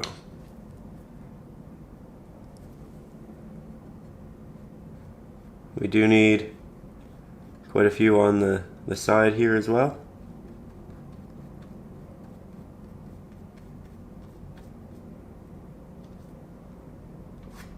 Now, yet again, we're going to head back to our palette, grab titanium white, our cadmium yellow, about half that of sap green, maybe a little bit more. You can see that we're really building this to be something brighter. Still interjecting the titanium white though to desaturate it, not really to brighten it. And while it looks incredibly bright in relation, and we are going to add a little bit of Mars Black, it's important to remember that we're not actually going to get this pigment on the canvas. The pigment we get is going to be darker because it'll be semi-transparent. We'll just do a little test. In the back, shorter strokes. We have this little opening, so we're just having it lean in on both sides. You can see that there are little clusters, some areas are more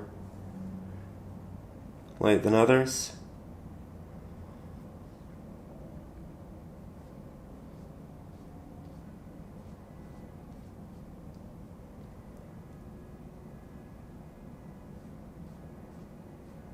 Again, doubling down on portions that I like.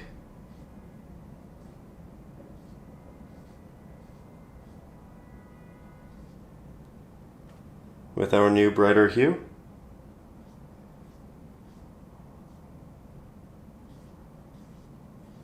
And this is finally something that I think will look nice overlapping the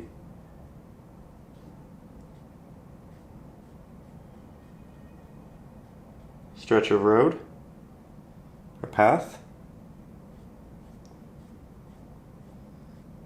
Attempting to apply this predominantly towards the tops of our grass where they'll receive the most light.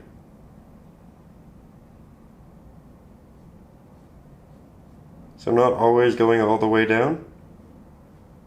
And I'm trying to start at the top of pre-existing pieces and portions.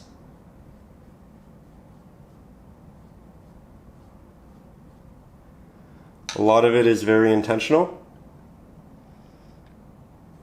which is why while we're rendering small markings, and one would assume that we would do so with the fan brush, here I really want to have a great deal of control over which portions I'm highlighting and which portions I'm not.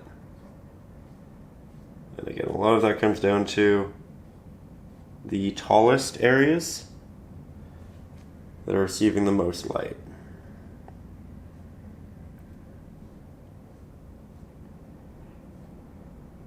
I think we're well over the hour mark at this point. I think it's starting to find itself, come together. And, at that hour point, would just like to say congratulations to you for sticking in there, for working through the awkward points. I always think that's quite commendable. Love really doing deep dives into paintings and really anything creative. I feel like growing up, I was always one of those youngins who could do something for 8-10 hours straight, wouldn't get bored, wouldn't feel the need to do something else. I could really do a deep dive. I know not everybody's like that, and I know there have been portions in my life where I wasn't like that, but love just being able to sink into a piece of artwork, give it myself and my day. With that, I would like to say a big thank you to everybody up over on Patreon for making longer lessons like this happen. Would not be able to put this time, energy, and planning into these if it wasn't for you and your support. While the painting itself might look like it takes 2 to 3 hours, and while it probably does in the actual painting process, a lot of time goes into the planning, figuring out the steps, what our best palette will be, how to layer everything appropriately. And that's something that takes a lot of time, for me at least. I find the paintings are always better for it, but I just want to say a big thank you to everybody who does support the channel up there. The channel is predominantly community funded through that Patreon, and I'm just incredibly grateful that because of you, we have the opportunity to spend real time on art like this.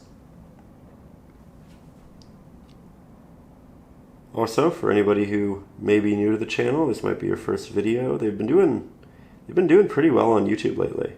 I've been quite happy with the last couple and just how they're getting out there. But if you are new, up over on Patreon, you can get the traceable. So it's the drawing of this. You can transfer it to your canvas so that you have all of your proportioning, the scale, the subjects correct. You can also get the reference photos, pictures of all of the materials, all of the paints and everything I'm using, so that you can ensure that you're using the same brands and whatnot. Up there you can also get access to my ebooks, which include Acrylics for Beginners, which is essentially the essentials. Everything you need to know about acrylic painting before you jump into your first acrylic painting. And there we talk about glazing, how to work with water, what brushes to use, composition, various color palette options, complementary colors, split complementary, all of that. There are also a bunch of ebooks full of traceables for days where you want to make something but you're not sure what that is. Some of them are landscapes. I also have one entirely on flowers, and that's up there. You can also get exclusive reviews from yours truly at one of the higher tiers, where you can send in images of your paintings, of your work, and I'll do a little video review talking about what's working really well, what to bring into future paintings, but also what we can work on and how we can do so. There's also an exclusive Facebook group you can get access to up there where everybody shares their work, and it's incredibly supportive. It's a really wonderful group of people, and I love just seeing everybody helping each other out, offering ideas. There's a lot of artistic liberties taken within these, and it's fun to see. Oh, speaking of fun to see, you're probably having a little bit of a hard time. I just looked in the viewfinder, and it got very bright out, which means it got very bright on the canvas. So I'll fix that and then we'll continue. Okay, so our lighting is adjusted. I think that looks a lot better. Again, apologies, I got very wrapped up in the actual painting process. But we're going to do additional highlights and details on this after we do this area and this area because I want to do them together. So we're going to head over to the left-hand side. We'll remix the green that we have right here because we essentially want these to share a very similar palette, all three patches. And that was nice and easy. We'll switch back to the liner brush.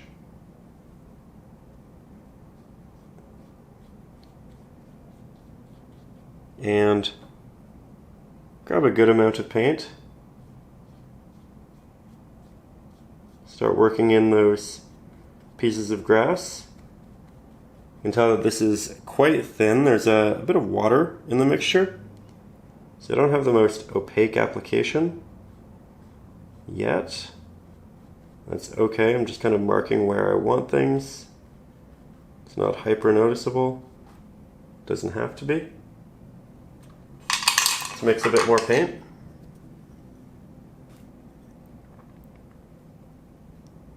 This time with a little bit less water on the brush. That way it can be a thicker mixture. It can also be a little bit darker because we are moving away from that opening. The extra titanium white will also help thicken the mixture. Titanium white's quite a thick pigment in itself, much more so than a lot of the other hues. And because of that, as you can see, it's great for rendering very noticeable markings. It desaturates, but we were able to re-interject that saturation with the cad yellow.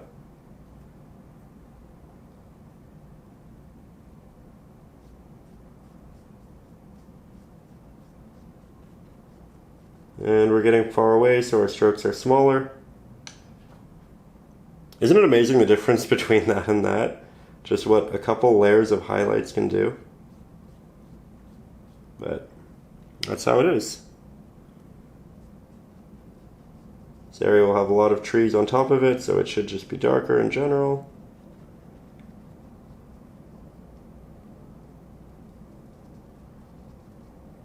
There we are.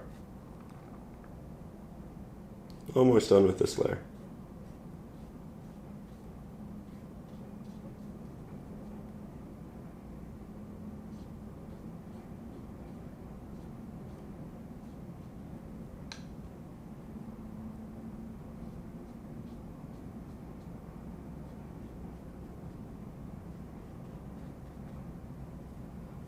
And now I look in the viewfinder, it's quite dark. One or the other, huh? Alright, I think we'll find the middle ground. There we go. Now the lighting looks just right. And I actually like to paint on days like today, where there's some clouds and there aren't, and then, you know, it just kind of goes back and forth, because it lets you see what the painting is going to look like on a cloudy day, but also a sunny day. And you may want to tailor it so that it looks great on both, or particularly good on one, depending upon your climate and what's standard in your area. But it can actually be quite informative. So here we're just building up those highlights. And not our final highlights, mind you.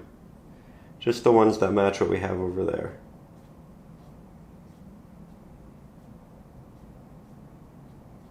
Remember, we aim to get the tops of the grass, not all of it. And if you are up on Patreon and you are using the reference photo, yes, I am adding a lot more lively grass here than what was shown in that photo.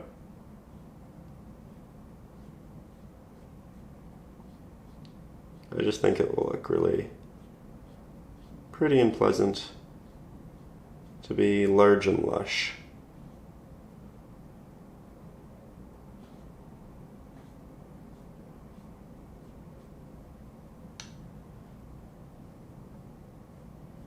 As we get farther away, our strokes get smaller. Still crisscrossing, still going over the land. And then as we get into the real distance, it just becomes a series of taps almost. And because there will be that light in the back there, we can cover up a lot of the open negative space. Just make it a bit brighter in general.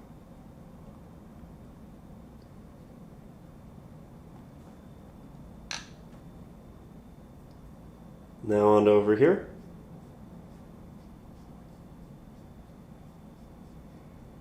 Starting on the side. Again, the back will be the brightest. And then I'll work my way in. Let that paint dissipate and get darker, more transparent as you move towards right under the tree where there will be more shadows, and it will just inherently not have those same highlights. Speaking of highlights, there's the sun again. Again, not a bad thing. I just apologize if it's occasionally a little bit hard to see, but if we're not mixing colors and you already have those mixed, then we should be good. You're just seeing it painted in a very realistic scenario. I used to do all these lessons, closing the blinds, putting out proper studio lighting, and going about it in that way, but that's not how most people paint. That's not the situation of lighting that most people create in. So I just felt like it was a very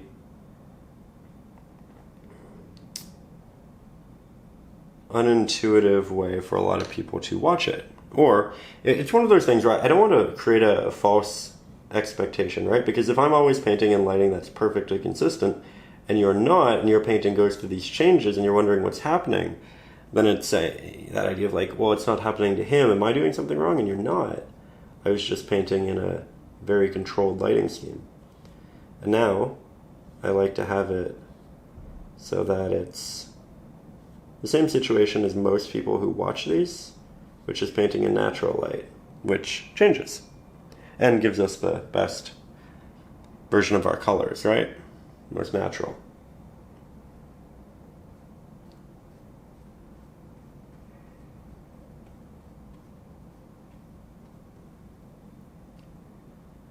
I'm just taking some of this and applying it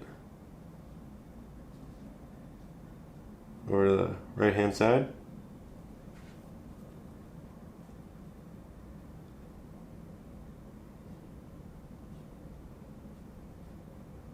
This is one of those techniques that I can just do forever. Quite enjoyable.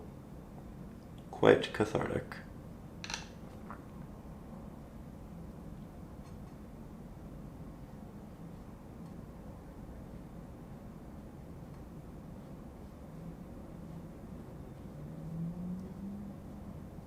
So we haven't taken a step back and really looked at the painting as a whole for a little while. So here we can see that really starting to come together. For our next application in the grass, I want an even brighter pigment, but I want it to be a bit more titanium white heavy than the yellow. We're still going to use a little bit of that. We are going for our brightest pigment yet, so I'm just adding some titanium white, a little bit of yellow, a little bit of sap green to the pre-existing mixture that we had for those highlights. Mine didn't dry on the palette. If yours did, I would just remix that and then add a little bit of the extra titanium white. But from there, I'm going to find the tops of strands and I'm going to do a little bit of a bend to them. Because one of the really neat features of the grass in the photo was that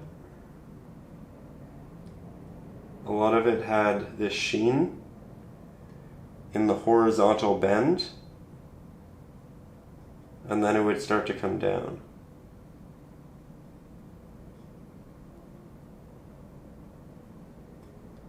And this is something that I'm predominantly just adding to the tops of the really bright ones. I know you're quite far away. That is intentional, so that you can see more of the detail later, and right now it's more about what's really important, which is how subtle it is. Is it brighter than the other pigments? Yes. Is it completely visually taking over? No. No, it is not.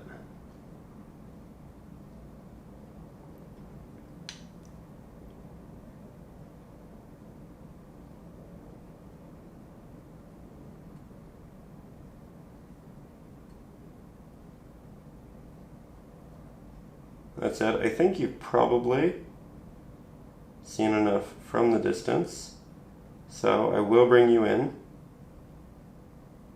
and we can proceed together a little bit closer. I think already you can see a really big difference just with this small addition of them. And I love that. When we're farther away like this, it's a lot smaller.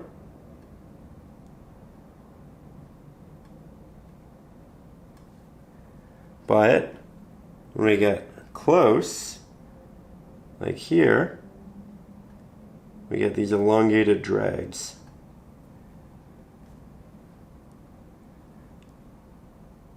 Don't worry, the sun shall be back out soon. I am aware that it is currently in hiding. Probably behind a big, beautiful cloud.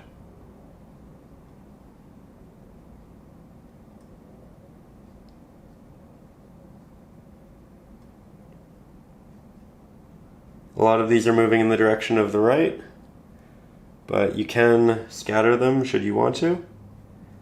Just for the sake of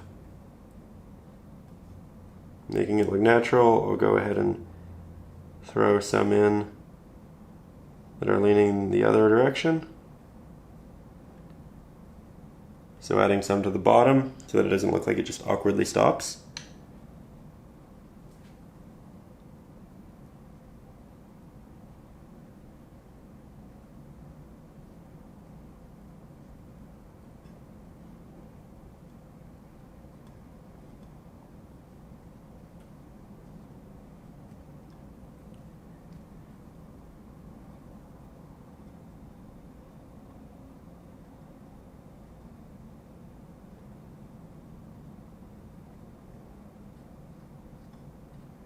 Sometimes they don't even have to be connected to a other piece. We can just make it ambiguous and imply that they are.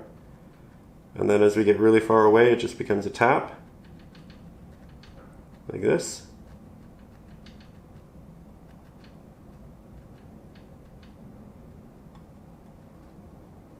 And then it expands into the actual marking.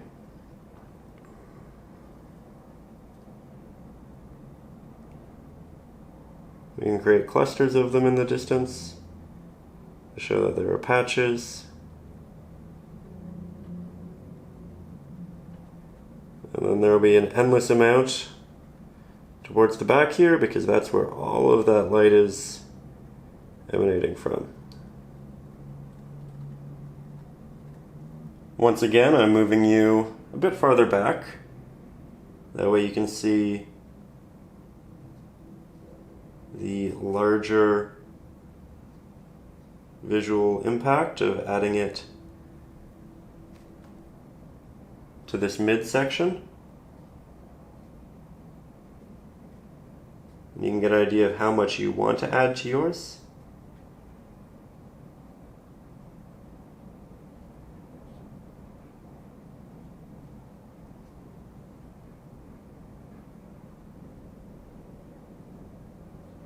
These are quite a bit brighter, they're very prominent.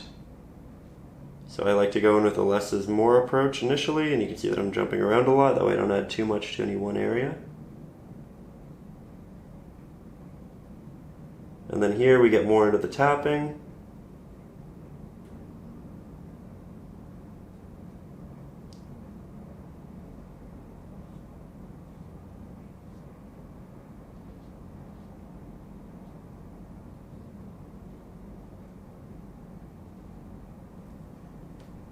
I'm just going to double down on a couple of spots, make sure that they're nice and thick.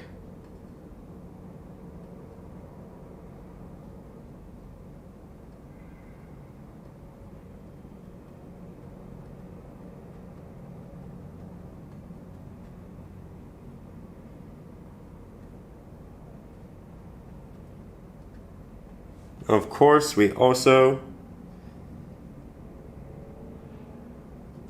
need to make sure that we're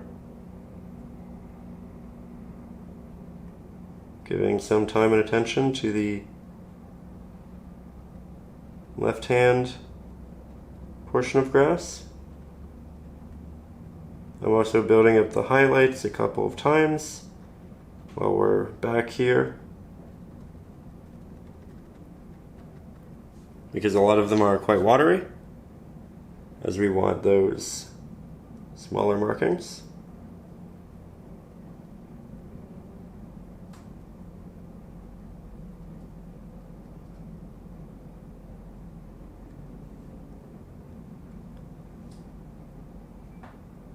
And then again, it's just thickening the areas that need it.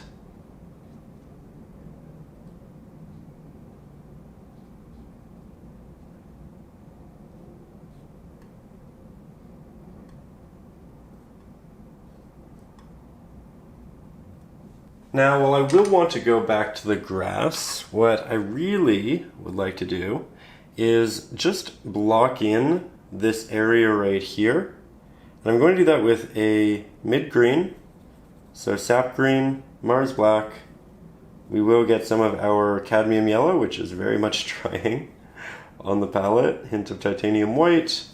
Again, we want a mid-green. It's going to be on the warmer end because it's farther away, it's closer to the light. Give that a test. I love that. Perfect. And we'll just work this into the back. Start filling in the negative space. We're doing this now because we want to paint some of the grass over it, but we also wanted it to be over some of the grass. So it's in this weird in-between stage. But we didn't want to paint it before or after. We kind of wanted to paint it in between.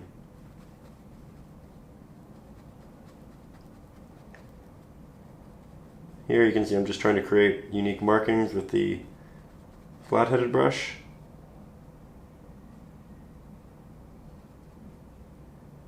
That wind well into the distance. We can also make it just a hint darker towards the bottom.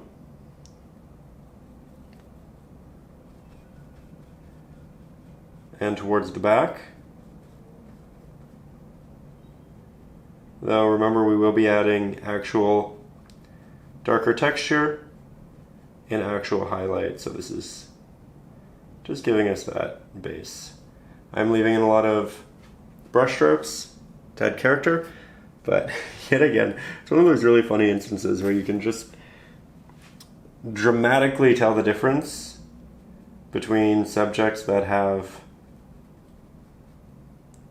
5 or 6 layers and subjects that have 1. A singular layer. Kind of like the idea of building this up a bit higher.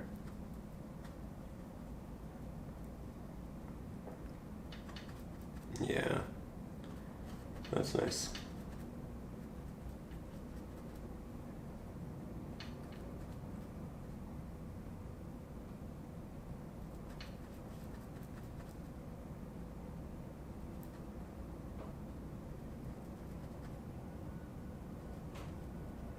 And we'll do the actual detail work around it a little bit later. But we do want to now grab our sap green, Mars black, hint of titanium white, make that darker mixture. And typically I would wait till that fully dries, give it 5 or 6 minutes, but right now, just because of weather, it's essentially very close to dry. So, fan brush, darker pigments. And we can already start tapping in the shadows and the textured details. Typically, we do want to wait until it's almost dry or dry. That way this doesn't blend and we still get the sharp markings, and we are at that point. But for some of you, if this is still wet, then I would wait. And towards the grass, I'm not just doing a tap, I'm doing a little bit of a drag down as well, because it'll give us a natural integration into that which we've pre-applied with the grass.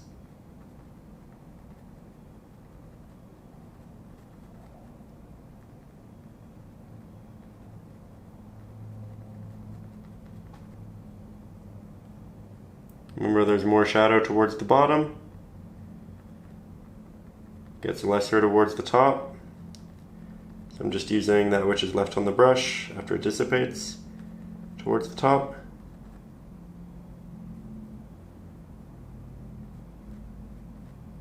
And I'll also let it dissipate as we move into the distance, because we really don't want anything too stark or dark back there.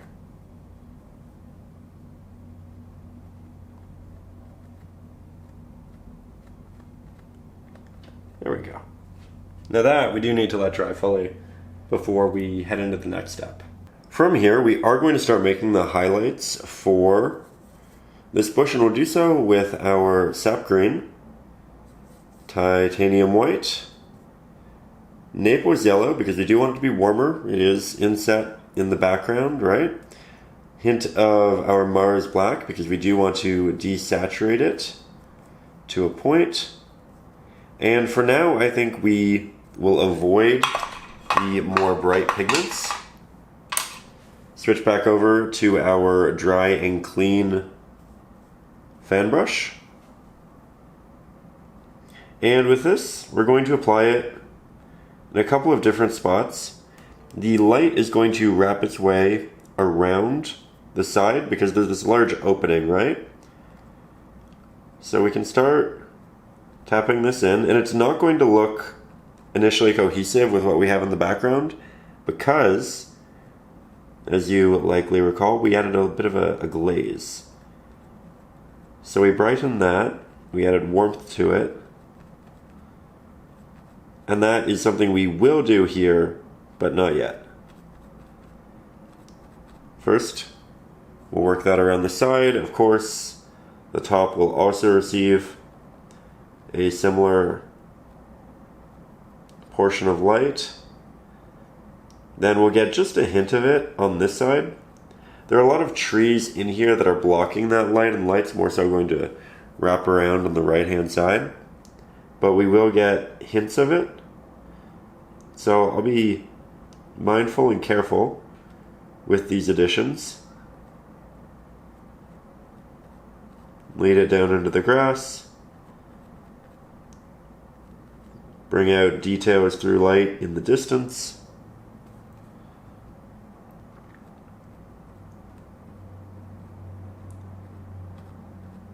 And expand. I really like how this feels like it's reaching upwards. You can create a lot of leading lines and implied movements through foliage like this.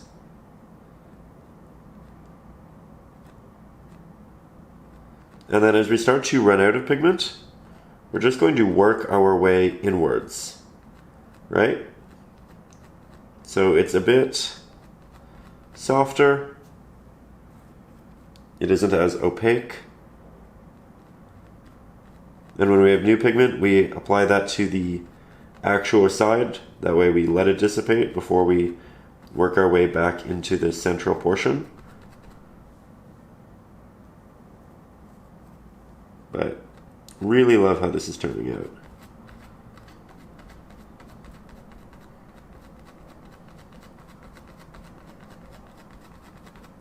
I think with the addition of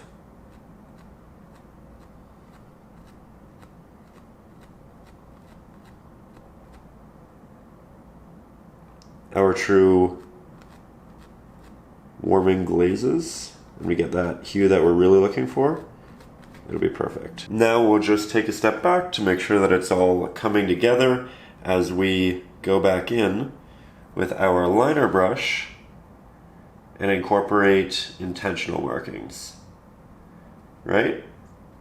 We have those larger applications which now give us an indication of our general form for the highlight. And at this point, we have enough for refinement. So that's what we're doing here. Just going in,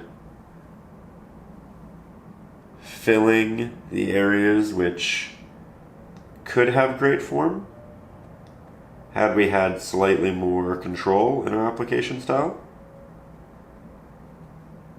So there's a lot more of the body of highlights through here than there is on the left-hand side of the subject. We're also adding in little stray highlights.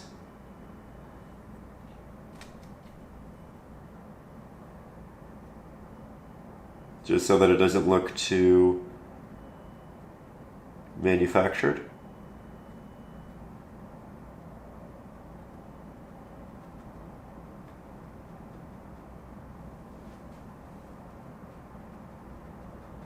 There we go. Also trying to tie it down into the grass well. And speaking of the grass, I do want, and I don't see this in the reference photo, but I do want little white flowers.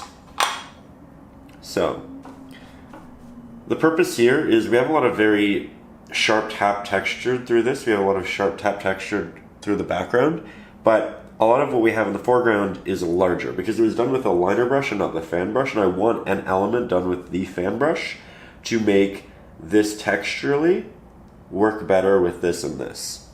So very small little white flowers, and I'm not going to use actual just white. I'll probably interject a hint of our yellow and our red, just give them a minor bit of warmth.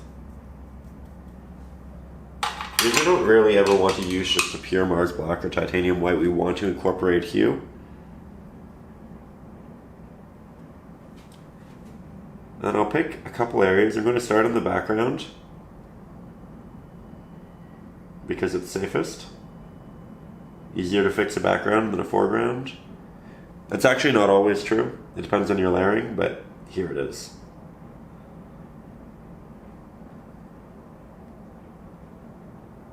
I like that.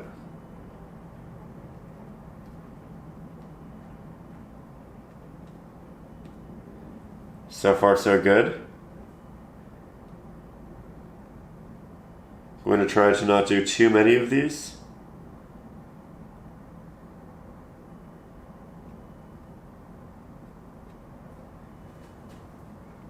But just enough.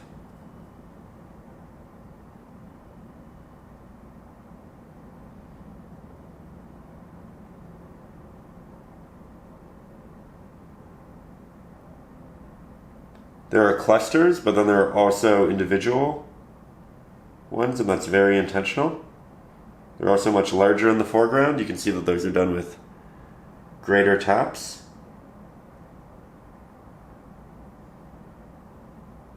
More pressure.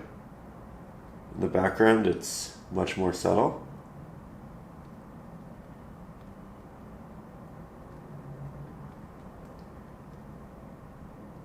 But you can see how just through application style of this now fits a lot better with what we have in the foreground. We've given it that connective piece.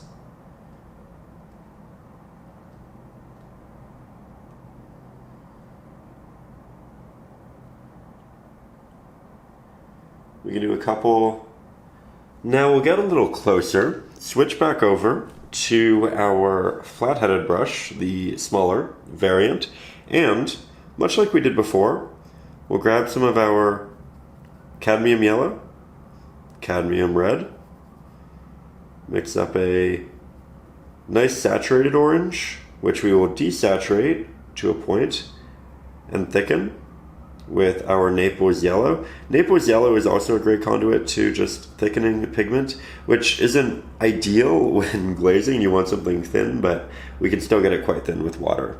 So speaking of which, I will just dip my brush in some water, bring that up into the palette, start moving around that mixture until we get it to be more of a watercolor, essentially. You can see just how thin that is.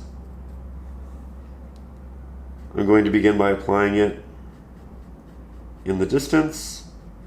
I will work it up just the edge of our tree. This will start to feel a lot more cohesive.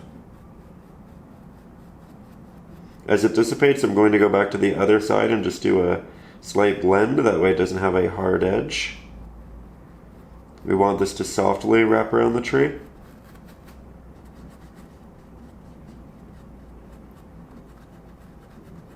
And if it's starting to dry, we can just add a hint more water to it. And that'll allow us to almost drip it off the canvas.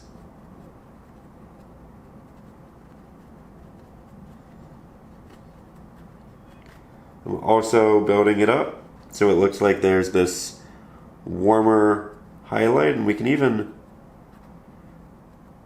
pre-apply this for when we have draping foliage.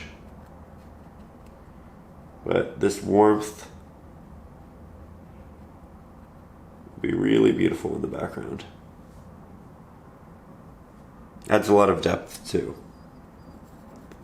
So from there, everything here has to be completely dry, by the way.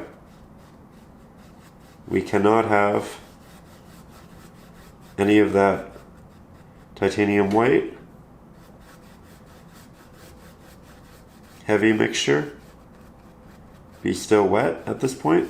Otherwise we will just take it off the canvas in this process.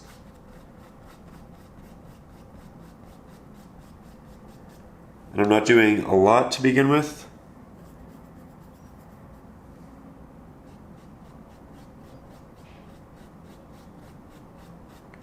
As you can tell, it is softening our values to a point.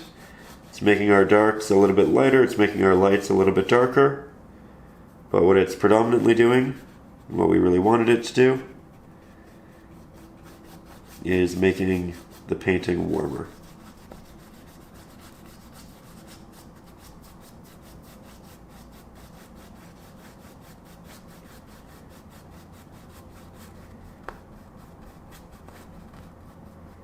We can add more to the areas in which we feel it's deserved and pragmatic within the piece.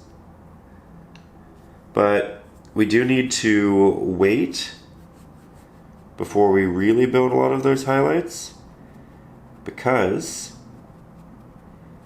after a certain point you'll almost just be ripping pigment off the canvas. We need to let it dry before we do too many additives. That said, again, I am just using this opportunity to pre-paint in some of the warmth, which will show through here.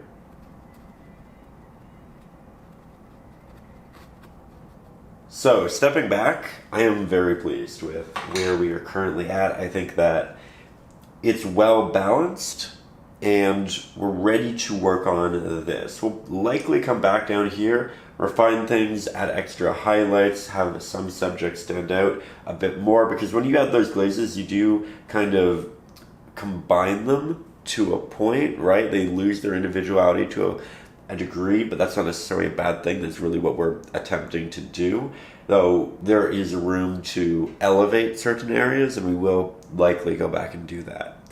That said, we are going to head up here, larger flat-headed brush, sap green, and a lot of it, Mars black. We want a mid green here, mid to darker, and we can have a little bit of warmth in it Maybe a little bit of orange.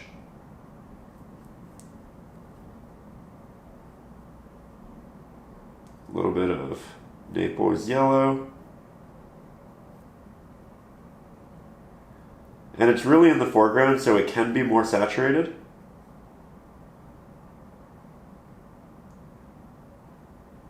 This is something we can build shadows and highlights on well.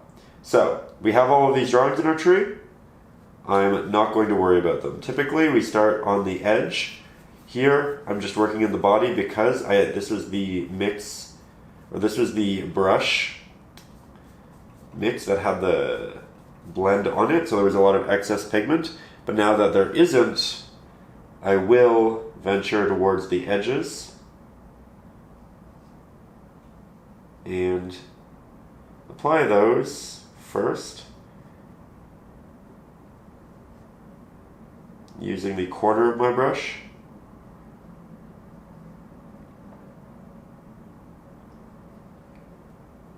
And we're just kind of dancing around. I'm rotating, and as soon as I start to lose that pigment on the edge and I'm no longer able to get those details, we'll work our way back in to more of the central portions and get the remainder of that pigment off. Make use of it, right? Let's get you a little bit closer. Now we're heading back down, just filling in that negative space, doing a partial second layer over the areas which have already dried. And get the majority of that pigment off of our brush. Head back.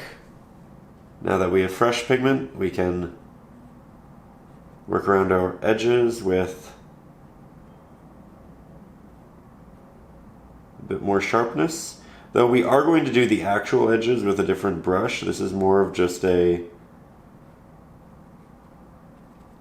guiding line, a beginning, something to let us know what we're essentially going to be doing.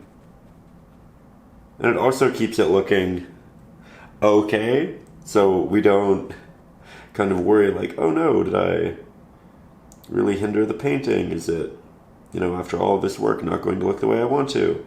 This is just a reminder that, it still looks okay. We can still make it look okay, even in the awkward portions where, typically we just have to accept that it's in the foundational beginning stages.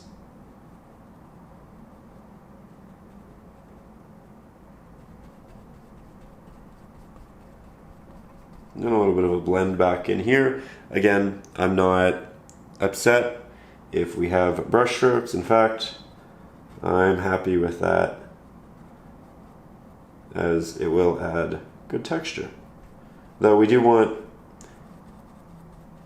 a good layering, because you can have brush strokes and have them be very visible when the paint is thin, but it'll be much stronger painting if, when you see those brush strokes, it's through thick layers, not thin ones.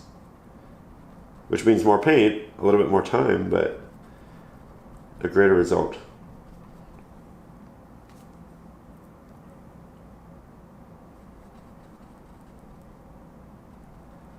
Okay, we'll just use this new sharper mix around here. I'm going to be somewhat careful because we only have so much open space, and I don't want to initially, without a finer brush and more intentional markings, take up it. So I'm going to be very careful. I'm just working around the orange that we kind of pre-placed. Get some extra water, extra pigment.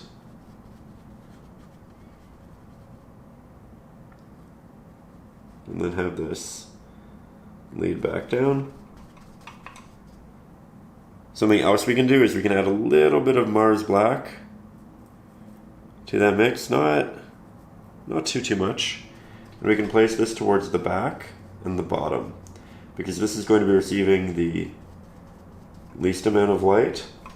So even the mid layer, which we are going to be making darker, will have a darker hue down here than it will at the top. And I'm just mixing a good transitional pigment.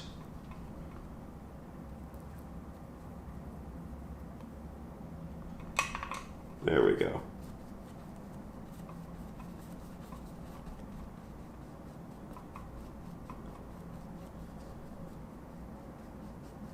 A little bit darker, but not too much.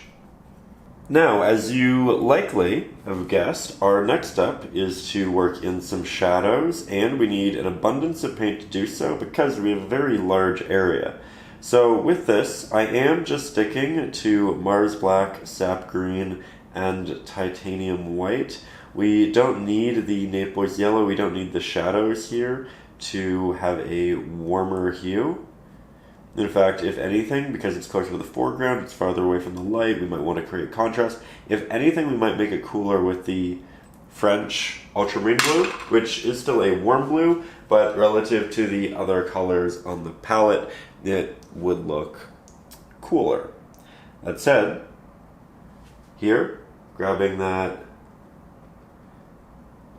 fan brush, going in with those taps, rotating my brush in between, avoiding longer linear markings, often for the most part applying with only about a third of the brush. So I'm using the left hand side right now, and then when I start to run out of pigment, I'll switch to the right hand side, and then when I run out of pigment, I'll switch to the front. And the front, I feel, is the most difficult to keep non-linear, but it is achievable with some intentional mark making. Also, we're going to make the clusters more dense as we get towards the left-hand side and the bottom. We're going to open them up as we move over here.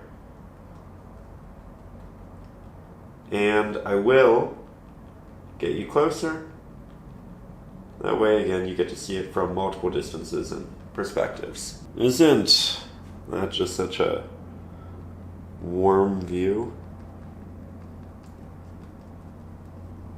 Love the feelings landscapes like this can invoke. A lot of memories. Well, this was actually based on French countryside. It is also visually, subject-wise, very reminiscent of where I grew up here in Ontario, Canada, and I think that's one of the beautiful, wonderful things about this scene in particular. It's taken in this incredible place in the world, but it also can just feel like your backyard, you know? It has a story to it, it is history, but it also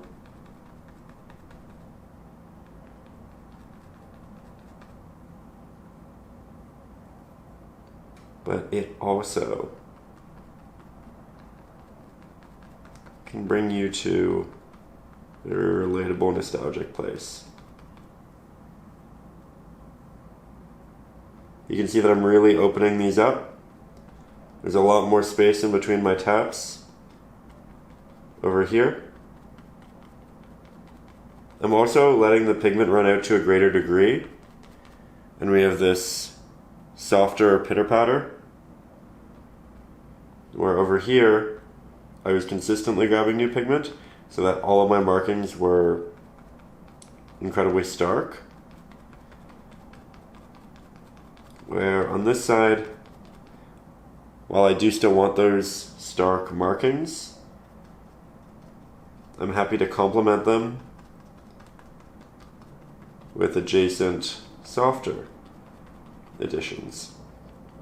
Also, if there are portions that you don't adore, you don't love, perhaps they're too linear, perhaps they're too tight, perhaps any of these situations, don't worry about it. We are going to go back and add sky into this create a lot of openings, and in that process, you will be able to cover up portions you don't love. Again, it's just such a forgiving medium that takes a lot of that stress away, right? Because we know if we don't like it, we can just cover it up or add another subject or do another layer. It's all drying so quickly that it's incredibly malleable.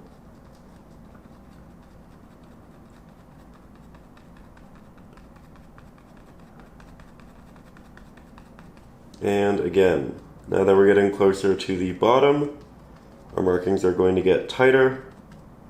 We can still have those less dramatic, less stark applications,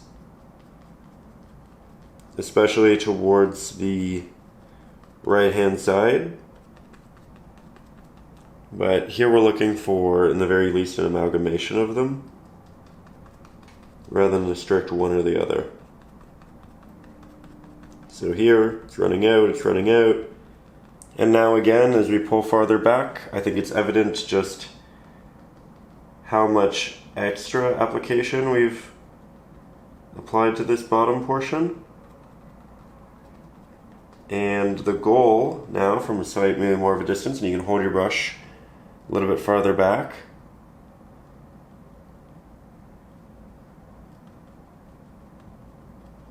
is creating that textural gradient.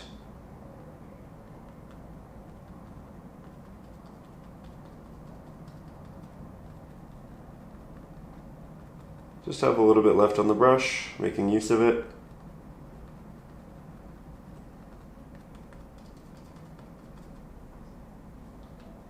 Top corner too. Apply that vignette. Now, before we add our branches or highlights, I want to start opening up the tree, and I'm going to do so using the smaller flat-headed brush. We're going to remix the pigment that we have here in the sky, and I believe these two colors on the palette represent that. I can't recall at this point, so we'll do a little trial and error, though I do know we need a little bit of our cadmium red, our ultramarine blue, a lot of titanium white, and when we grab our titanium white, be careful to not grab any sap green in that mix. So I'm just going to work my way around here. We do need a hint of Mars Black, just a hint. And I think more ultramarine blue. In retrospect, I don't think I had any Naples yellow in this portion. So let's do a little test right beside, and oh, look at that. It's a wonderful match. We were able to figure it out. So here, I'm going to start tapping in openings for our tree. And what's important with this is that all of these are quite opaque. You don't want them to be thinned down. We'll likely want to use water, and to a point we will. However, if it is a thin application, we'll go back and we'll build it up to a greater degree. Now I think we'll have a larger opening in here, with smaller ones that kind of surround it. I'm just looking at the reference photo again. This will be in the traceable as well if you want to make it really easy. Just using the corner of the brush for a lot of this, not the entirety of it, because I want a sharp, fine marking.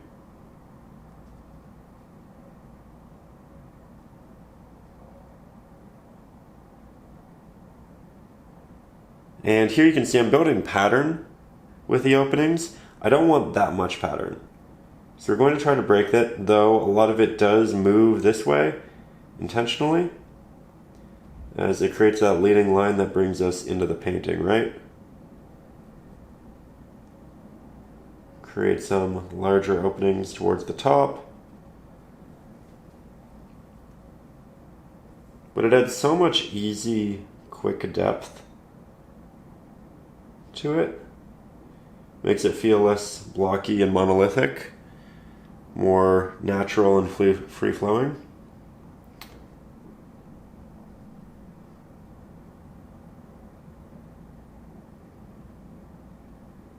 Really tiny ones towards the bottom here. We do want to open up the edges a lot, but I feel like that might be best accomplished, not with this brush, but with the liner. And we'll just mix up a bit more of this pigment. You can also do the mixing with a larger flathead, just for the sake of getting that paint mixed in abundance. Here I'm going to take quite a few steps back. You can see I'm holding the brush like this to afford myself extra distance between myself and the canvas. And this is going to be great for looking at it as a whole and making sure that we are not neglecting any areas or overworking any.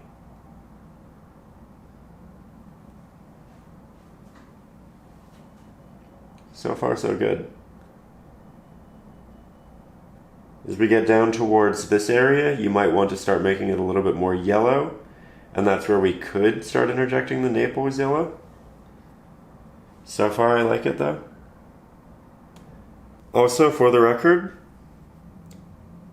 still haven't added water to my brush, which is a little dangerous in that the pigment, I can tell, is getting chalky on the brush, starting to condense those bristles and dry. At some point I am going to have to add that water, but I've been very reluctant to do so because I want these applications to be as opaque as possible.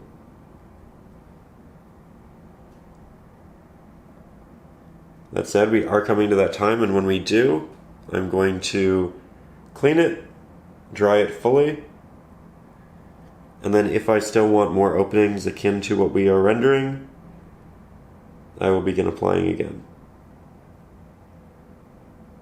All of the openings down here will need orange surrounding the foliage because we have it in this section, but that's something we add later because we don't want to start working with a lot of yellows while we're working with blues.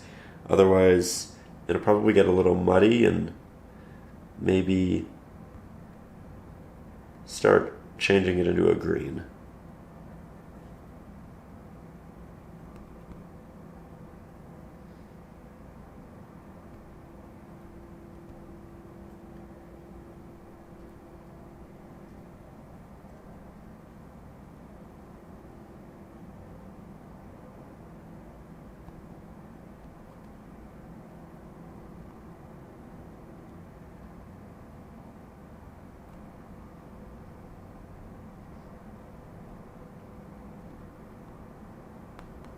Now we'll just take a quick minute to use our liner brush and create a lot more of those openings. Really tiny ones to complement the larger pieces, though they can also exist within their own unique spaces. Though the primary point here is just to build on that which we've already implemented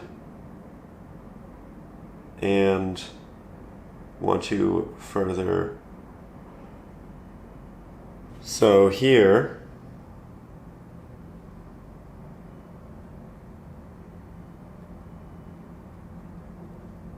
I'll just show you around the edges how we're opening things up. Again, we still need to add highlights and everything to this as well as branches, so it's going to get a lot more detailed. Don't feel like this is the final layer, like you're doing all that you can right now to make it look amazing. We'll be covering up portions of these too, and that's okay.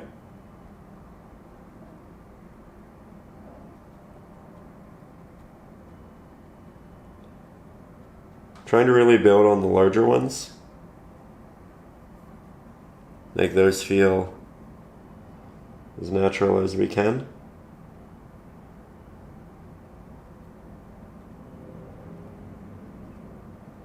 But all of these little taps just make a world of difference.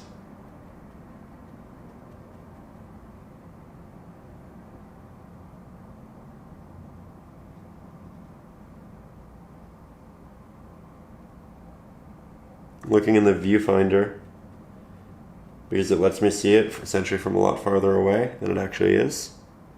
I'm just looking for the really open negative space that I want just a little bit in. You can do the same with a mirror or by just taking steps back from your painting.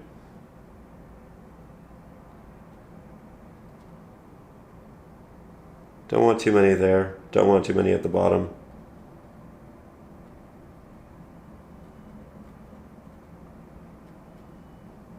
Now, as we work towards the bottom, I am going to grab some of that yellow ochre, titanium white, a lot more titanium white than yellow ochre. And I'll also fill in some of these spots, going over the areas that I initially put with the blue as more of a reference for what I wanted later on. And this is going to give it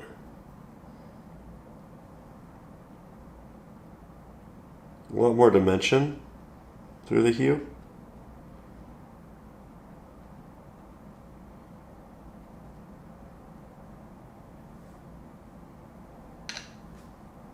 Grab a bit more.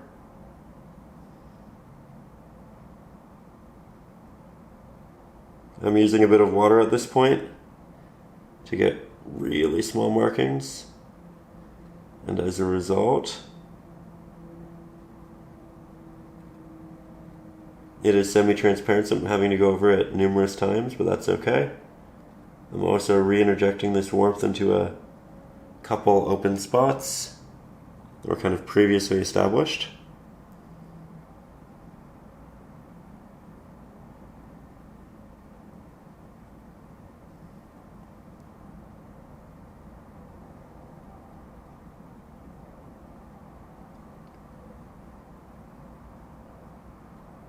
I'm not going to have as many openings down here, but we will have some. I feel like I built too much of a pattern with these, so I'm opening this up.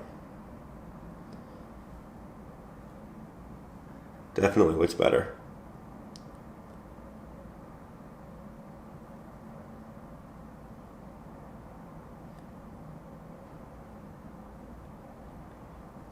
Again, a lot of this I'm just looking in the viewfinder of the camera so that I can see really far away. Makes this painting process a lot easier.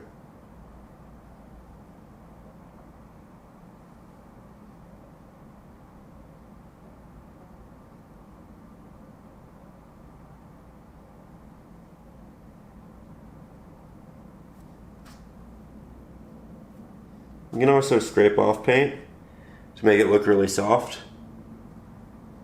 towards the areas that might be a little bit more dense but still have some light working its way through. And you can also add a glow to these by going over them again and then doing that as well. You don't have to, but it can be a nice look.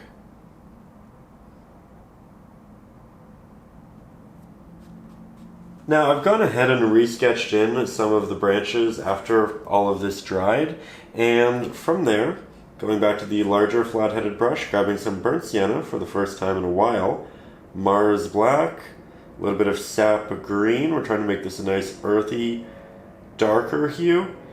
It needs to be slightly brighter than that which we used in the shadows here. So I'm also interjecting some titanium white, back to the burnt sienna, back to the sap green. See, I'm really bouncing between those two hues and Mars black. We'll do a little test. It's quite nice. I think I like that a lot. I'm going to make it a hint darker and switch over to the smaller flat-headed brush because it'll be a bit more ideal for rendering all of these winding branches. Now with these, I'm not making singular elongated strokes. For the most part, I'm making a lot of smaller ones. And these are being done in this way so that we end up with more of a rugged edge and a natural texture for the tree. Often when we just make really long markings, it looks a little bit too soft and unnatural, and it's very easy to remedy. That said, let's get you closer for a nice detailed demo. That said, you know what? I'm looking at it a lot closer and I feel like it should be darker.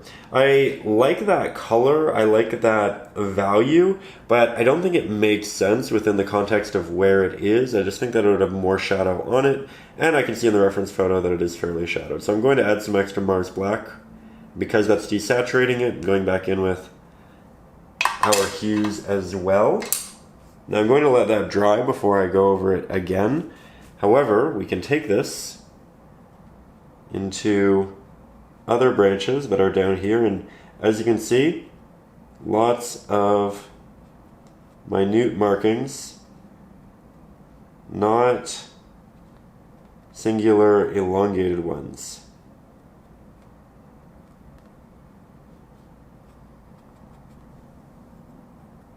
I did my drawing with Conte yet again, if you're curious. I just really do find that to be such a great medium for sketching over acrylic.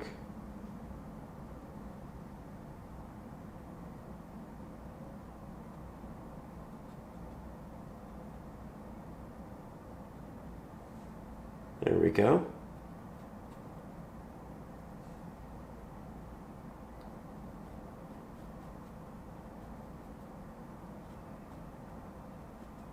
And we can wind them through different openings. I'm going to head back up to this, make it darker as I know I actually want it.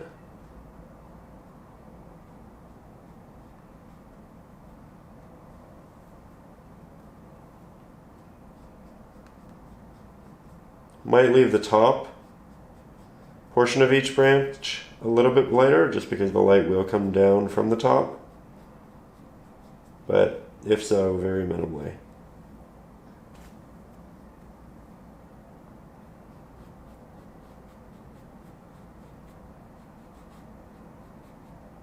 You can see that there is a bit of a drag with the brush, but for the most part, there is separation within the strokes.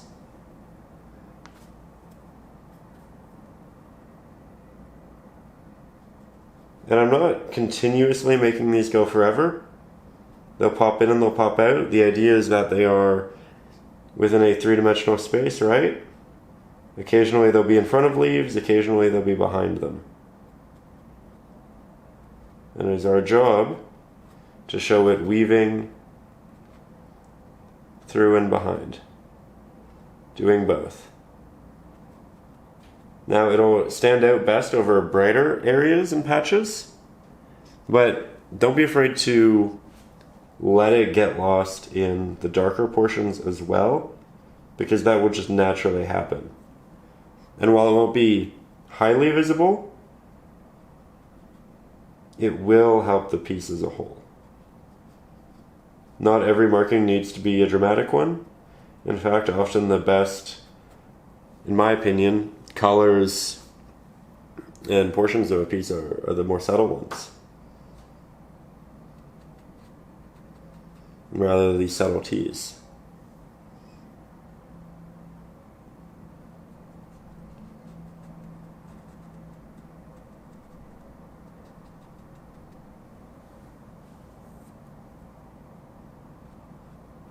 You can also have some branches that move up. They don't always have to be moving down. Also, I'm going to put that brush down temporarily, pick back up the liner,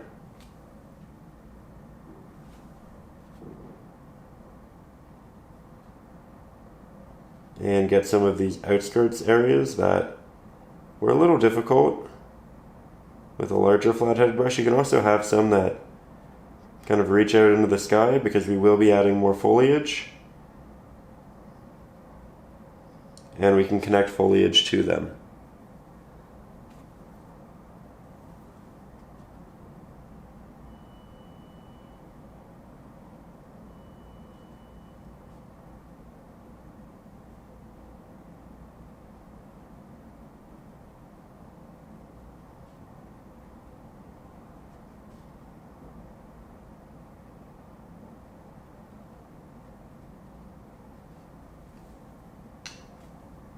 There we go.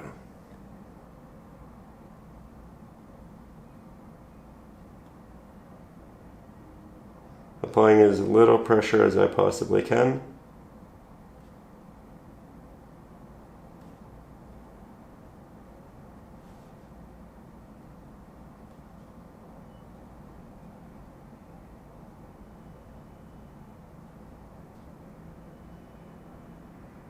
Remember to have them intertwine, cross each other occasionally.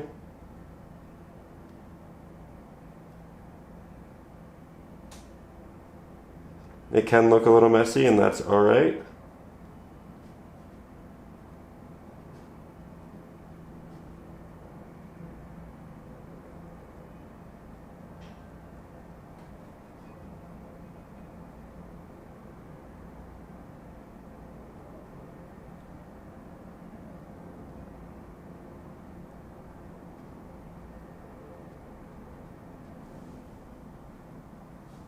We'll be adding a lot of foliage to these.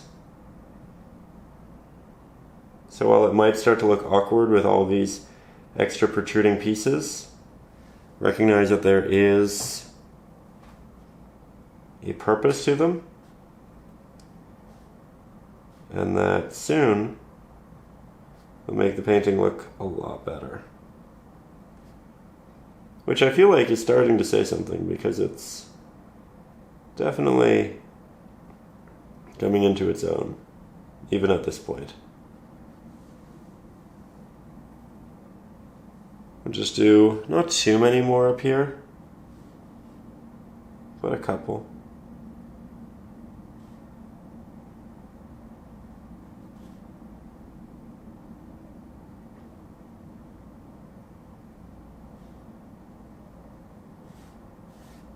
A lot of them you can see kind of have that reach upwards.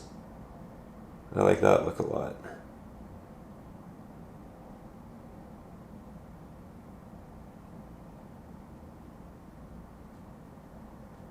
Now, once we have those applied and dried, we're going to switch back to our larger flat-headed brush and start building a brighter green for our highlight. However, it's only our first highlight, and it's worth noting that we don't want it to be that bright, because we'll do a little test here. Even something that is a mid-value will be bright onto this because it's so dark. So we don't need to go really any brighter than the mid. That said, I'm going to use a good amount of Naples yellow in this mix, not to brighten it, and I'm going to counteract the brightness with extra Mars black, but because we really want that extra bit of warmth. I might even throw a hint of our cadmium red into it as well.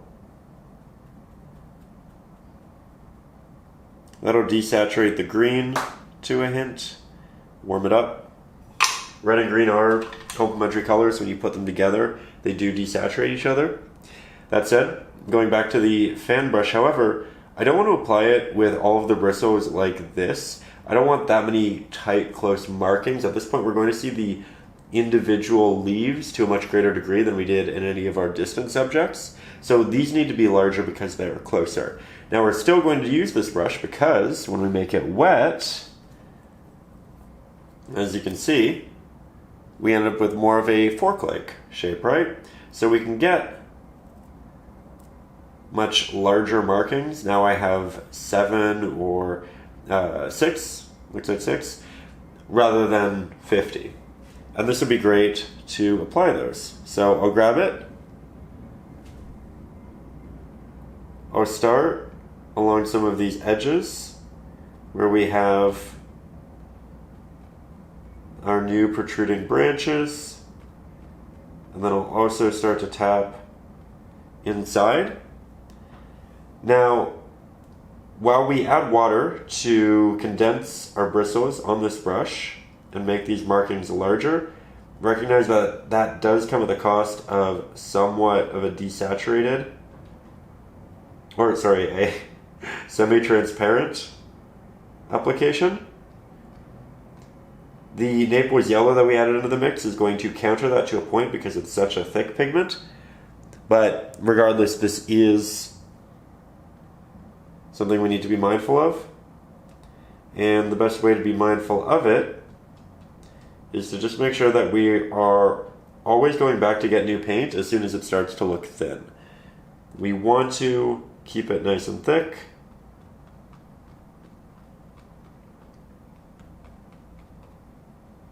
Especially around the edges.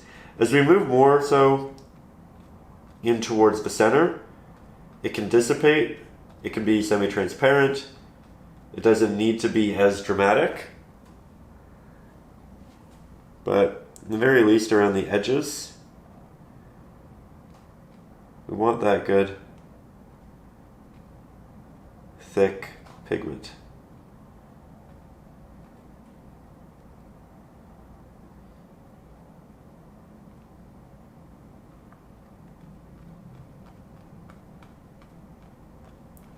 Now, while this is part of the edge, it's a bit more dense, right? We've done the outline of it, but it should dissipate as it moves up here, dissipate as it moves down here, dissipate as it moves back here, because this area just doesn't have the ability to have that much light wrap around it in the same way that others do.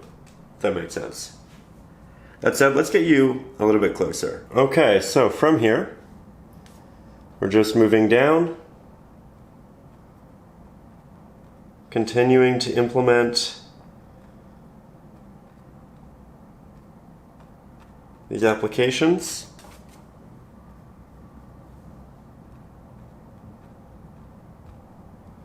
Sometimes the leaves will be floating off, which I actually love as a look, just implies a little bit of wind. We can even intentionally throw a couple of those out into the sky.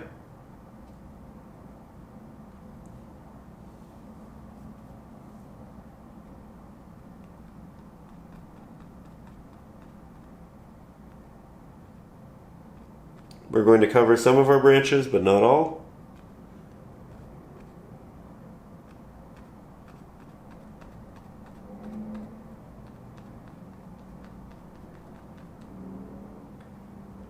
I think we might even have a bit of a larger bush like that through here. Yet to decide yet. It's in the reference photo. I just want to see how the rest of our colors kind of come together before I commit.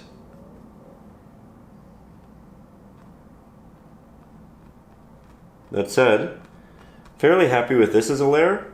I think we need to go more saturated. So let's continue to build. Back to my palette. This time I want more of an orange.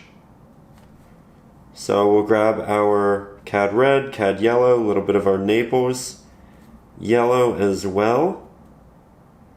Back to our Cad red, back to our Cad yellow. Mixing up more and more of it, a little bit of titanium white. We don't really need the Mars black to darken it, but we can add a little bit.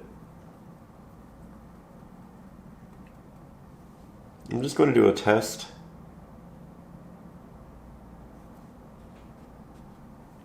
I think we need to be brighter. Extra Naples yellow. I'm just looking at it in relation to some of our other oranges.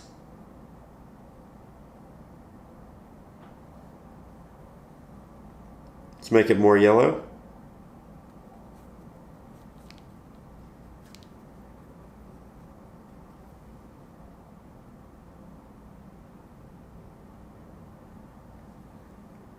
I think I like that a lot.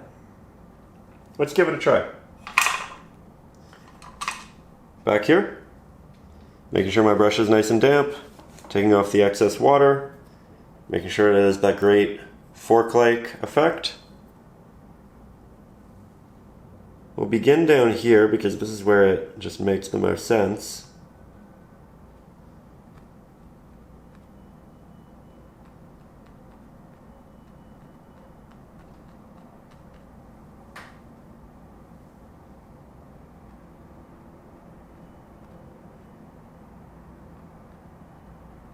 Giving it a fair try before I make any dramatic decisions.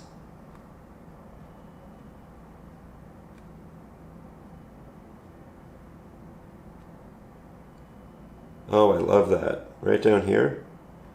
I think that works really well.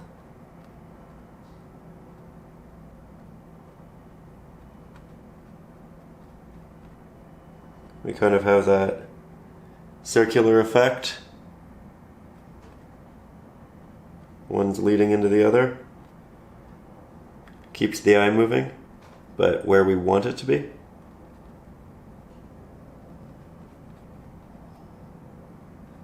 Brilliant. Okay. We can also move upwards with it to a point.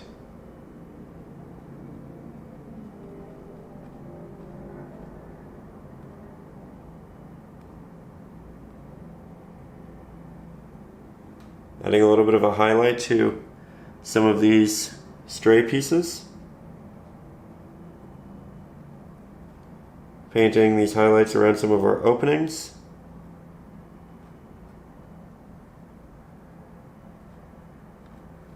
Now, I don't want to go overboard with those highlights, so we're going to move ourselves back, hold our brush from a distance, and paint in more of it with a liner brush. That way we have that control. I'm going over a lot of the outskirts of the previously painted openings because these areas are going to receive that same orange light.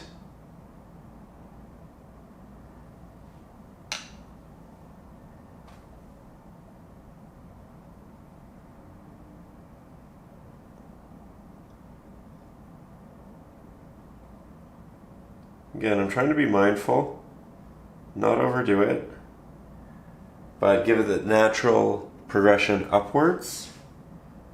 Just makes sense for the setting. At this point, we're just aiming for pragmatic mark making. Have those highlights kind of transition around this.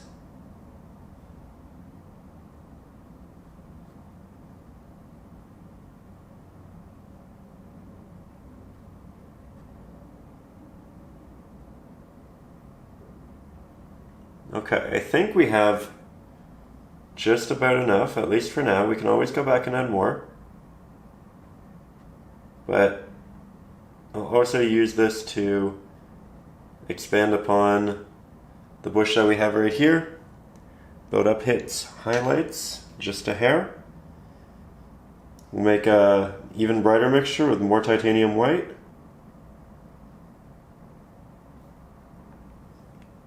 Because we want something that will essentially, to a point, blend this into the light that we have in the background.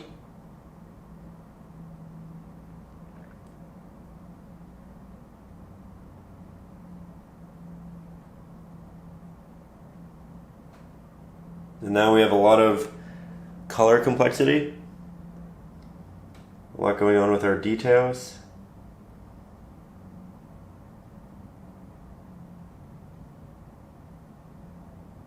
Really love what that's turning into.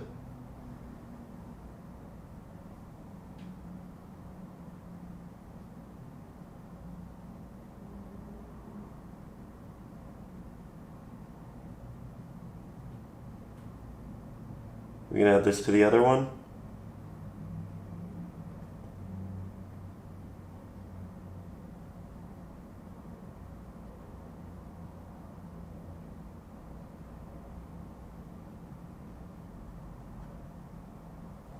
There we go.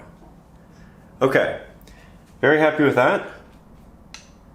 We are now going to go back to our larger flat-headed brush. Back to more of a sap green mixed with a bit of our Naples yellow, titanium white, a little bit of Mars black, not much,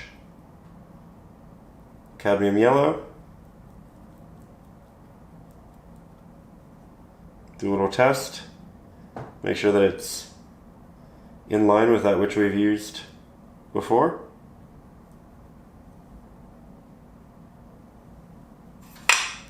Switch over to not the fan brush, but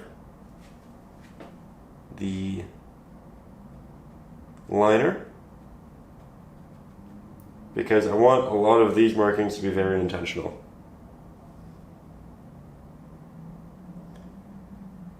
We're getting towards the end. We want to finish strong, not get lazy with it. So with a lot of these greens,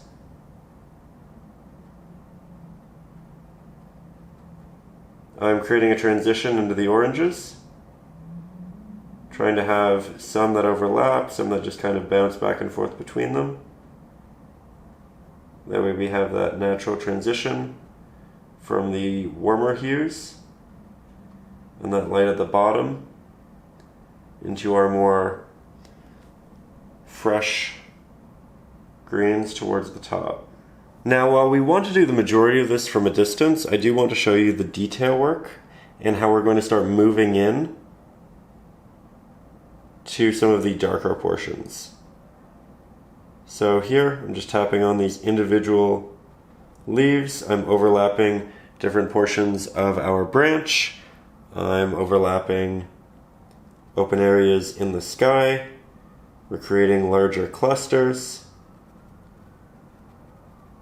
We're tying it back into that edge so that light is sweeping underneath the tree.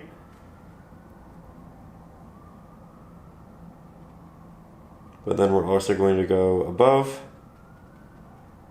Make sure that the darker hued and valued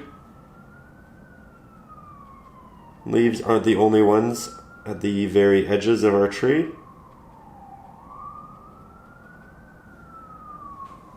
Grab a bit more of that green.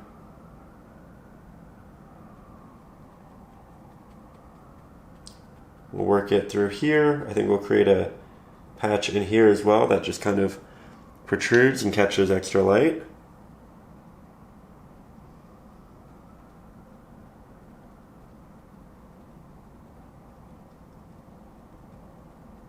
It's not too high, not too low. We can create individual little portions as well. So much layering going on within these trees. That's what makes them unique and three-dimensional, captivating for a longer period of time.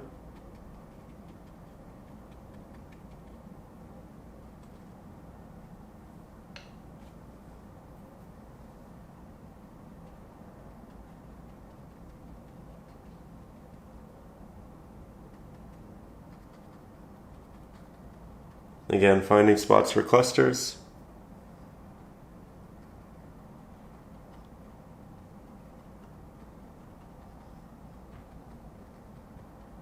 So, stepping back, I love how this is coming together. I feel like it is so close. However, we have a lot of really stark, darker values in here, and we need more mids, like here, to tie it all together. So this doesn't feel out of place, right? So with that, I'm going back to the larger flat-headed brush, making sure that we have a lot of sap green, a little bit of titanium white, a little bit of Naples yellow, hint of Mars black, not much. We want this to be a brighter mid value. Switching back to the fan brush, which we will make nice and damp. Separate those bristles so we have that fork-like effect. Grab that pigment and I have decided, like in the reference photo, we are going to wrap some of that green highlight around.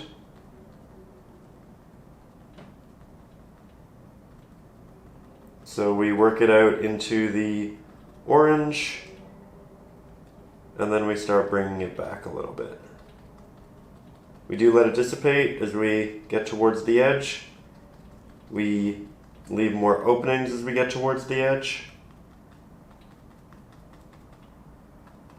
And we can work this in throughout a lot of it.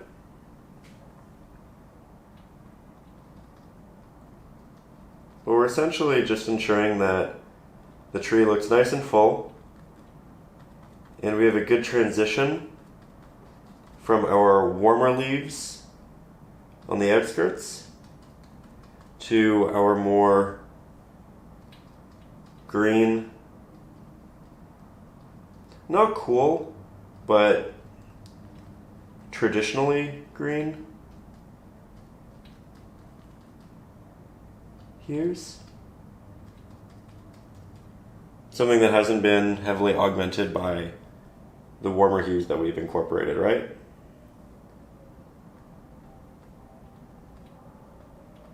And I'm not filling all of the negative space. I'm just kind of bouncing around into areas that I feel like could look good with that transition. I am still leaving some spots open. This has a lot of openings though, so light will work through this spot. Still want to leave that corner a bit darker.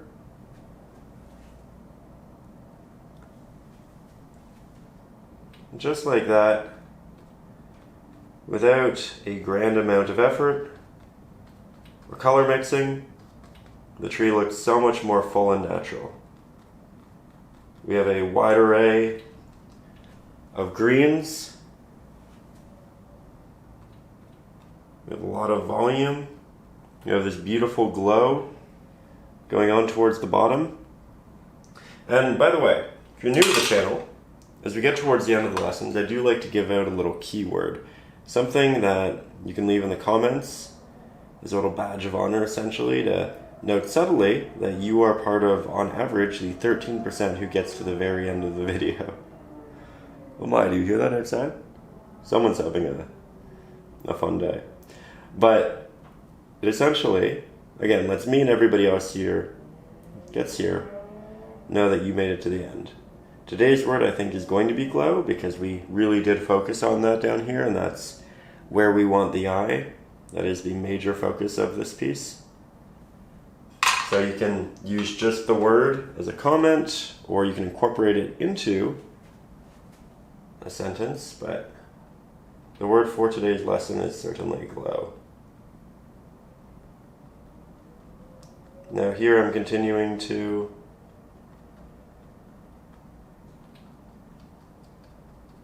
build up our highlights. Typically with this, the more layers the better.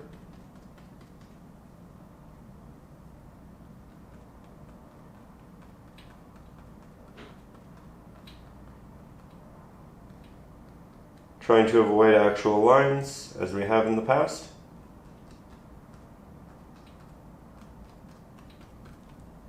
A little bit darker towards the top, a little bit darker towards the bottom, but it doesn't mean that they are void of this texture and this tap. It just means we're doing it when we've used up the majority of the pigment from our brush.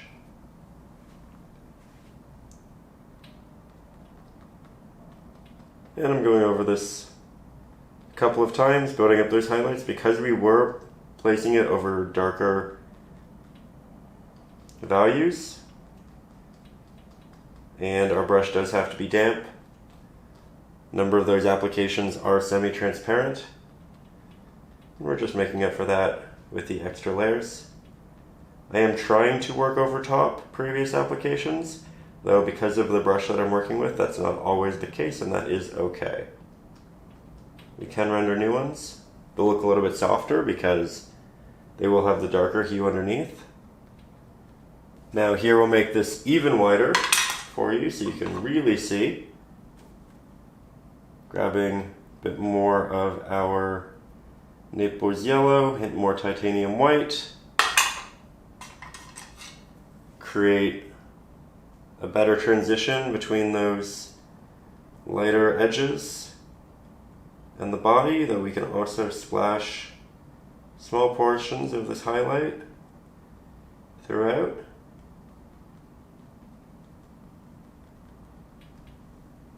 Just like so. But patience with building the layers really is the key to this. We apply, we let dry, we apply, we let dry. And the basic process is again starting with more of a mid value. Then we go in with our very sharp texture with the darkest. Then we go a little bit brighter than what we had for the base. And then we continue to build highlight for that for the most part. Here we also made it warmer at the bottom and transition into less so towards the top. There's an interesting addition for this one that we don't always have the opportunity to do.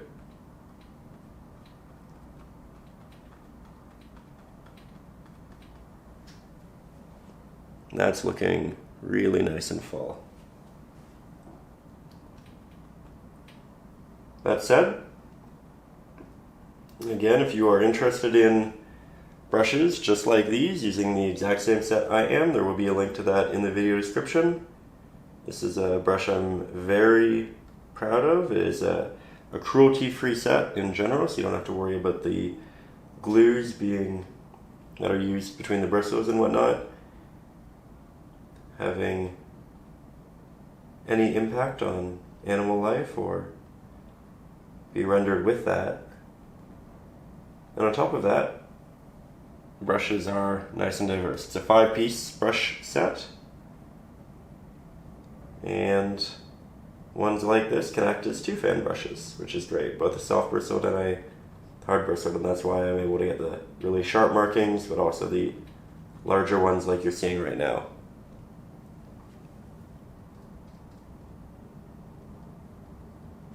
Big thank you for being here.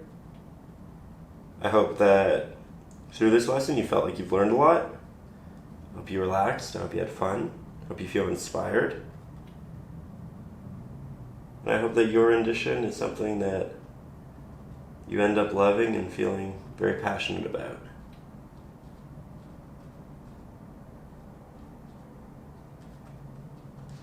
As per usual, you can find the traceable, all the materials, reference photos, all of that up over on Patreon, which will also be linked in the video description.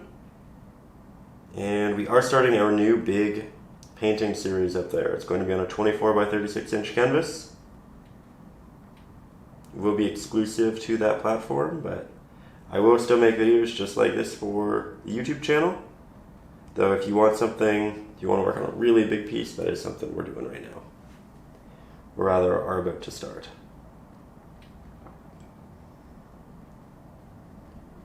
That said, this is one of those paintings, this is one of those processes where I could just do this for days. Having a lot of fun with it, and in fact, down here at the bottom, I think because we have this as dark as we do, I want to go a little bit darker with the actual ground. So I'm going to grab some burnt sienna, some Mars black, hint of titanium white, hint of Naples yellow. Create a really nice dark mixture. Make it into very watery pigment.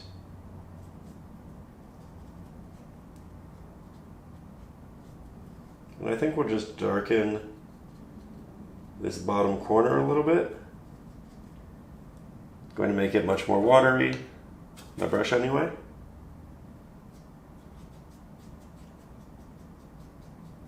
And then let it progressively get brighter as we move towards the back.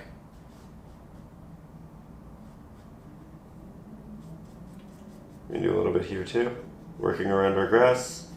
You can always go back and paint the grass over if you need it to be sharper.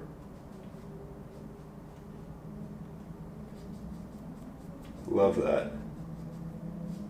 It all fits so much better now, doesn't it? Yeah. Maybe we can re-interject a little bit of those darker hues into the grass over here as well. Just bring out that foreground through contrast. Though, again, this is something that I could do for hours. So, with that, I would like to say a big thank you to you for being here, for watching along, for supporting the channel. You have a wonderful time with your piece, and I just hope you have a lovely weekend.